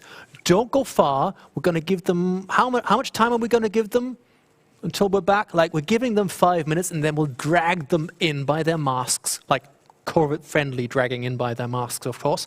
And then we'll be back with results. So that's in 5 minutes. Don't go too far. Really sorry about that, but apparently the level is so high that they're still in huge discussions. Thank you very much, and see you shortly. Don't go away too far. Put on pants.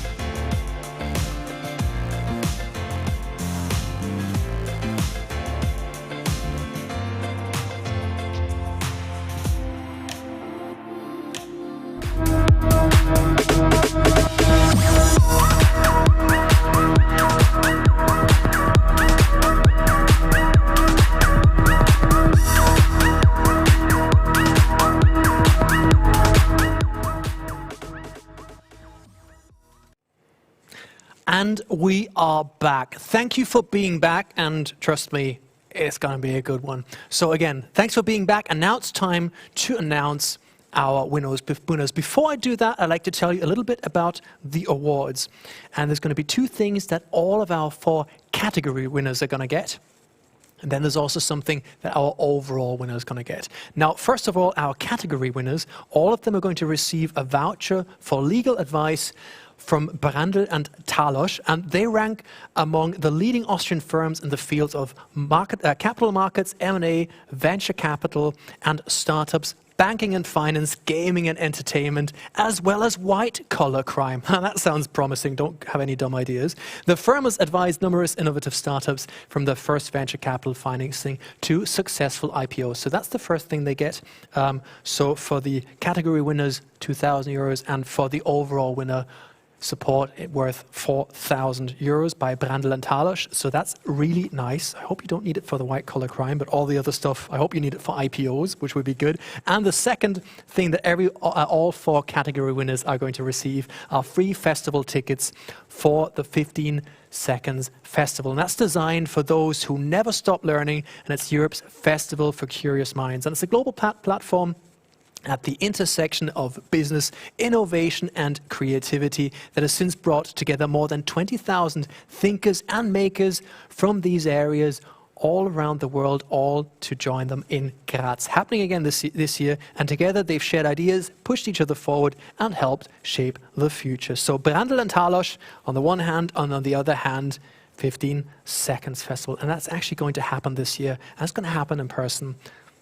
How do I know? I know. It's going to be sweet. Anyhow, that's that. And now comes the fun part, because now we're going to hand out the first award. And in this little thing, it says that the valuation of a company is probably going to go up as soon as I announce this, so that's quite good. Let's find out who the winner of the category Digital Health and Biotech is going to be. That's interesting. That's what we call suspense. Anyhow, I'm looking forward. The winner of Digital Health and Biotech is none other than... This is funny. Kilobaser. Congratulations, Kilobaser. Well done. And that's the part where you join me on stage. Normally, if this were like television, we'd have a commercial. And the winner is commercial. If I were Heidi Klum, I'd be doing this for the next 10 minutes. The winner is Kilobaser, and you've just got your award because I can't touch the award because of COVID and stuff. You're happy. Thank you very much for the prize. Very looking forward to the finals or to the pre-finals. Yeah, awesome. Good man. Don't run away yet, because we'd like to know about our jury, because you took a lot of time to find the winners. Alyosha, tell us why him. First of all, I would like actually to thank all the 3 great pitches, so you allow me that I recognize your co-partners as well. I think what has impressed us the most with your pitch, apart from the very laid-back delivery that you had, I think that definitely aired out some confidence, but I think what we've seen is that you actually have a proven track record when it comes to business, so this is a business sort of in the starting blocks. I think you also have a relatively clear strategy in terms of how you're aiming to scale it, and I think the hallmark of what you're offering is right at a sweet spot between what I would consider technology and speed. And I think there you're really touching into something that is really valuable, and that's sort of swayed it your way at the end of the day. So good luck, and I hope you have a lot of success in the coming rounds. Thanks very much. Congratulations. Well done, my friend. Well done. Thank you very much. Now go away. Good. I said that. I'm a charming person. He's a lot taller than me. Keep forgetting it's not online, but he can actually punch me afterwards. It's different if it's on the internet. You can just be unfriendly to other people without them getting to do that. Oh, good. Nice. Let's move on to the next category, and this is security and big data. I got to have a sneak peek, which is fine. Let's have a look. Lovely. And the winner and the field of security and big data is, I'm channeling my inner Heidi Klum, is Node Venture. Congratulations, David. Congratulations, David. I'm never getting that one right. David Schnetzer of Node Venture. Now, what's happening? He's actually getting mic'd up now because, well, if we mic up individuals, they go like, what happened? You didn't win, don't worry, just micing you up. Don't hurt yourself, brother. You're worth a lot more now. You're actually valuable now. I was valuable. Yeah, but... Exactly. Yes, what he said. How do you feel? I feel good. Good man, good man. Let's ask Patrick, why him? Yeah, congrats, David, but congrats to everyone participating today in the finals, and especially in the area of security and big data. I think that this kind of area is more important than ever with the enormous amounts of data generated, and also with the security attacks and everything which we are hearing in the media. So I think that Node Ventures is really providing a solution for the crypto area. And I would like to particularly emphasize that, and this is also why we came to the conclusion to nominate Node Venture for this area, was because it's a really tricky field. You know, when you would like to work together with banks, they need a lot of security. It's a really hard area for a startup. You know what I'm talking about. And I think you really did a great job approaching, getting the first customers, and I think this is why you really deserve this. So congrats. Thank you. Thank you to my co-founder and my team and my investors and to everyone who supports us to get to this journey. Thank you. Congratulations, David. Well done. Thank you. Ah, sweet, sweet. That's good. It's always fun to see the authentic reaction when people win. Good so far, right? Yeah, yeah. I'm enjoying myself. At least I am, which is quite good. Good, let's move on to the next category, and that's social and climate impact. Let's have a look. There you go. Sweet. Yeah, let's break the ice. Fantastic. It's Cape and Peter. Congratulations, Peter of Cape. He's going, me? Really? Well done, brother. That's a good one. Saving the world by reducing the amount of destroyed skateboards. That's a mission, isn't it? I think it is. And Tony Hawk's like, what do I sell on eBay? I'm not going to be able to pay my Lambos. Oh, I didn't say that one loud. Yes, you get to award, take that one. Yeah. Brother, you might want to take the mask off as well. Oh, sorry. Thank you. Say something. Thank you very much. I didn't expect it. So there were so many good people in there. So thank you. Don't go away. Stay there. First award? What? Is that your first award? No. Yes, of course. Good. It's his first award. That's fantastic. Look at the excitement. Yes, first award. Karina, tell me why him. Yeah. So first of all, I would also like to point out that I was really impressed by all the pitches that we heard today. I think they were really top-notch. I think we all are aware that social and climate impact, that's an area that's really important and is becoming more important as we go forward. What really impressed us with you and Cape was that you really have there an innovative solution for a real problem. And we heard before that TAM is not really what we should focus on. So it's not about how big the market is, but really if you have a solution that can really address a good market, and we think it is definitely the case for that. And also we love that there's the combination with it being environmentally sourced, and we love your vision of not only applying that for skateboards, but really also in other sectors such as the automotive. And the only recommendation from me for the next time, bring your skateboard. That's what I told you as well. Bring your skateboard, save the world. Good man. Thank you very much. Pleasure. Yeah, right? That was also my recommendation. I told him later on, look, really good pitch, but next time please do bring a skateboard. Just because skateboards are amazing. I'm a simple person. Good, let's move on to our final category. Not the overall winner, the final category. And that's future of work and edutech. Channeling my inner Heidi Klum again. And the winner of the category Future of Work and Edutech is I'm horrible. This is so fun. Advice. Congratulations, Advice. Congratulations, Sophie. Stage now. Guess what, Sophie? 2021 and you're still muted. I can't I'm hear not. you. I Yeah, swear I can I'm hear not you muted. now. Can you see my screen? No, I'm just kidding. Sophie, you won. Thanks so much. I'm not sure if I'm still muted, but I hope you can see the excitement in my face still. No? Yes. Lip sync, lip reading. I am Yes. excited. Yeah, yeah. Thank you very much. So, obviously, you're changing the world with audio. That's quite good. However, let's ask Dudu. Yeah, no need to say that the decision was really hard. So congrats to everyone who participated. It was really very well done. We decided to nominate Advice because we really think that your enthusiasm is very, very engaging, and we really enjoyed your pitch.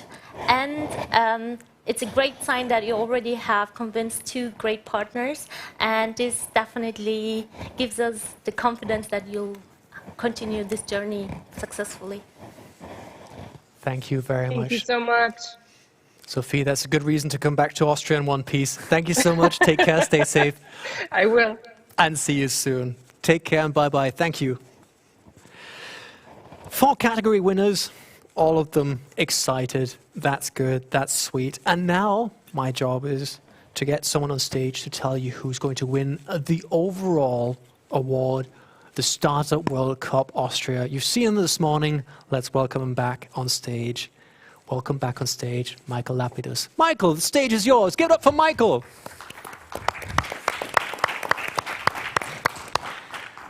Thank you very much. Thank you.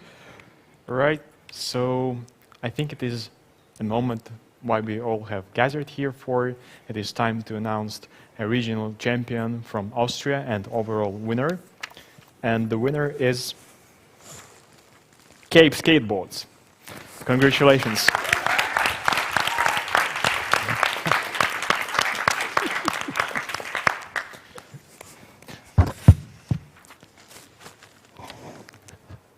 Yeah, we're going to have to say something now until he's Yes, on stage. yes. Don't hurt yourself. Next time, bring a skateboard. Yeah, we may have mentioned that. The trophy is yours, as the same as a ticket to Silicon Valley. Our congratulations. I can't believe it. Fuck. Should I go? Or No, say stay something? there and say something. Okay. I really can't believe it. So don't know what to say, but we will try to use this opportunity in Silicon Valley to talk to the industry leaders. The heart of skateboarding is in California, so really appreciate the opportunity. Here's an advice. What are you taking to Silicon Valley? My skateboard. Yes, yes. Take a skateboard. Congratulations. Thank We're you very happy. much. He's in shock. That's a good Yeah. one. He'll have a stiff drink tonight. Drinking is bad. Don't drink. Good. That was fun. That was nice. Always good to see people somewhat stunned and somewhat in slight shock. Anyhow, let's get someone else back on stage of the Wirtschaftsagentur Wien. Gabi, back. We need to have you back. And we actually need to have Peter back, right? No, I can tell him from here as well. Peter, get back here again. Let's get him back again. So congratulations also from my side. I'm from the Vienna Business Agency, and we are very keen to support the startup ecosystem here in Austria and in Vienna, and also international startups. And when I heard about the Startup World Cup, I thought, okay, there's so many amazing startups in Austria. We should really bring them on the spot. And that's why we supported as well this initiative. And I'm very happy that we can give you another 5,000 euro in order to really further develop your product and also use it for Silicon Valley maybe.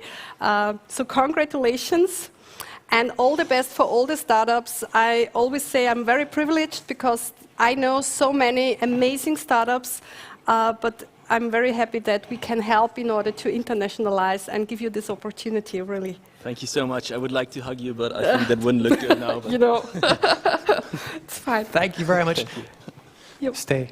Okay. If you feel like going, you can, but you just That's all right, stay. I should You stay, should okay. just stay there, because we've got another award for you, and that's from the Austrian Chamber of Commerce, the WKO. I think we have a little video prepared. Let's see what that is all about.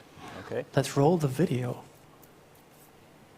Hello from San Francisco, and congratulations to the winner of the Startup World Cup Austria 2021.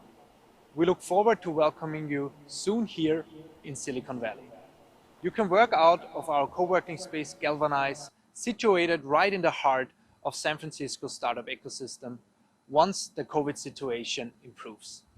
We will also connect you with one of our selected mentors from our community who will help you navigate the Silicon Valley ecosystem. In an exclusive tour, we'll take a look behind the scenes at some of the leading tech firms and explore some iconic landmarks in the Bay Area. Congratulations again, and see you soon in Silicon Valley. There you go. There you go. Thank you very much. Now stay. We have something else for you. We also have a voucher for Mesas, and they're going to offer you 1 year of support for business consulting and tax consulting. So you're going to be rich, and they're going to help you how not to end up in jail. That's a good one. That's an easy tax line. Professionally said, of course, they're going to support you with tax consulting and business mentoring for 1 year. The voucher's here. We'll give it to you later on because of COVID and stuff. Congratulations. Well done. Thank you very much, Gabi. Congratulations to you again. Thank you very much to all of you. There you can go. Thank you very much. Yeah, that was quite good. However, we do have something else also to announce. There's an initiative called Go Silicon Valley, and that's an international trade initiative by the Austrian Federal Ministry of Science, Research and Economy and the Austrian Federal Economic Chamber. And it offers selected Austrian small and medium-sized enterprises an opportunity to access the epicenter of IT innovation in Silicon Valley and its abundant sources of partnerships and, of course, risk capital. Probably you've all heard of it. However, every year, up to 18 companies are selected by a US jury to spend 3 months in Silicon Valley at one of the partner business accelerators. And now we'll have a good look at the announcement of the winner of that. And for that, we also have a video prepared. Let's roll the video and find out who the Go Silicon Valley winners are. Hello again from San Francisco. We are now coming to you from the transit center right next to the iconic Salesforce Tower. Our co-working space Galvanize is actually right next door. We're looking forward to welcoming the next cohort of the Go Silicon Valley Initiative 2021. But before we introduce the participants of this year's program, my colleague Earl is going to tell you a little bit more about the program and what they can expect. This is already the 12th round of the Go Silicon Valley program. So far, over 160 companies have successfully participated in the program. About 1/3 of those companies have raised external funding, and there's been several successful exits to US companies here out of the program. We're currently in close contact with our mentors and our partners to make sure that we can offer you the best program yet. And just so you know, we're planning with a fully physical program here in Silicon Valley. Having a virtual program at this point is merely an afterthought. Right. And together with our US jury, we went through a rigorous selection process over the last couple of weeks. The participants handed in a company profile, they went to a pitch coaching with Nathan Gold, and they handed in their video pitch. Finally, over the course of 2 days, they were participating in a live Q&A with our jury so they can answer all the questions that their jury might have. So, without further ado, we would like to announce this year's participants of the Go Silicon Valley Initiative. In alphabetical order, we would like to congratulate Bird Kids, Bug Battle, Carbon Cleanup, Checklands, eSquirrel, Findustrial, Giggler, Interactive Paper, Cape Skateboards, Pensatori, Propster, The Poid, Texture, and Volutico. Congratulations to all the selected participants. We will be in touch with more information shortly. We would also like to thank the applicants who wanted to participate in this year's program, and we hope that we see you again next year. We look forward to seeing all of the applicants that made it into the program soon here in Silicon Valley.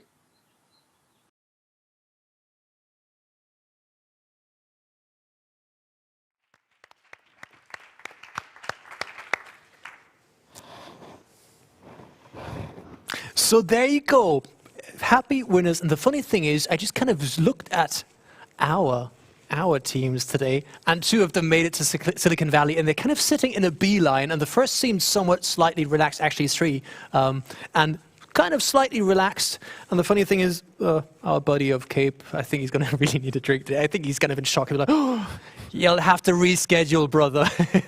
You'll have to reschedule. Life is going to change slightly for all of you, of course, but yeah, he's going places. That's quite good. Now, without any further ado, I always love handing over the stage, and I'm looking forward for you meeting two outstanding people who've made this whole thing work, and I'm very happy to announce our Community Relations Lead of Austrian Startups, IPEG, and the Event Manager of the Austrian Angel Investors Association, Sarah. Give it up for IPEG and Sarah. Welcome on stage to the two of you. Okay.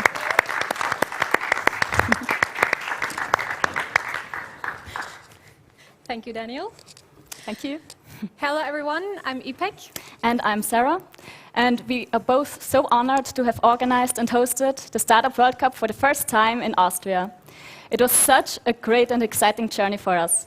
And for that, we especially also want to thank again our sponsors to have made this event possible. Yes, and we also want to say a huge thank you to our jury members. Some of you have been with us in the previous 3 pre-events. A huge thank you for sharing your experiences and supporting our startups. It was really great to have you in the jury with us. And speaking of startups, we also want to thank you, our finalists. It's such a huge achievement that you made it here today. You made it through the pre-events, and before that, even through the pre-selections. So big congratulations for that, also from our side. And of course, a very special congratulations to the first Startup World Cup Austria winner, Cape. Yeah.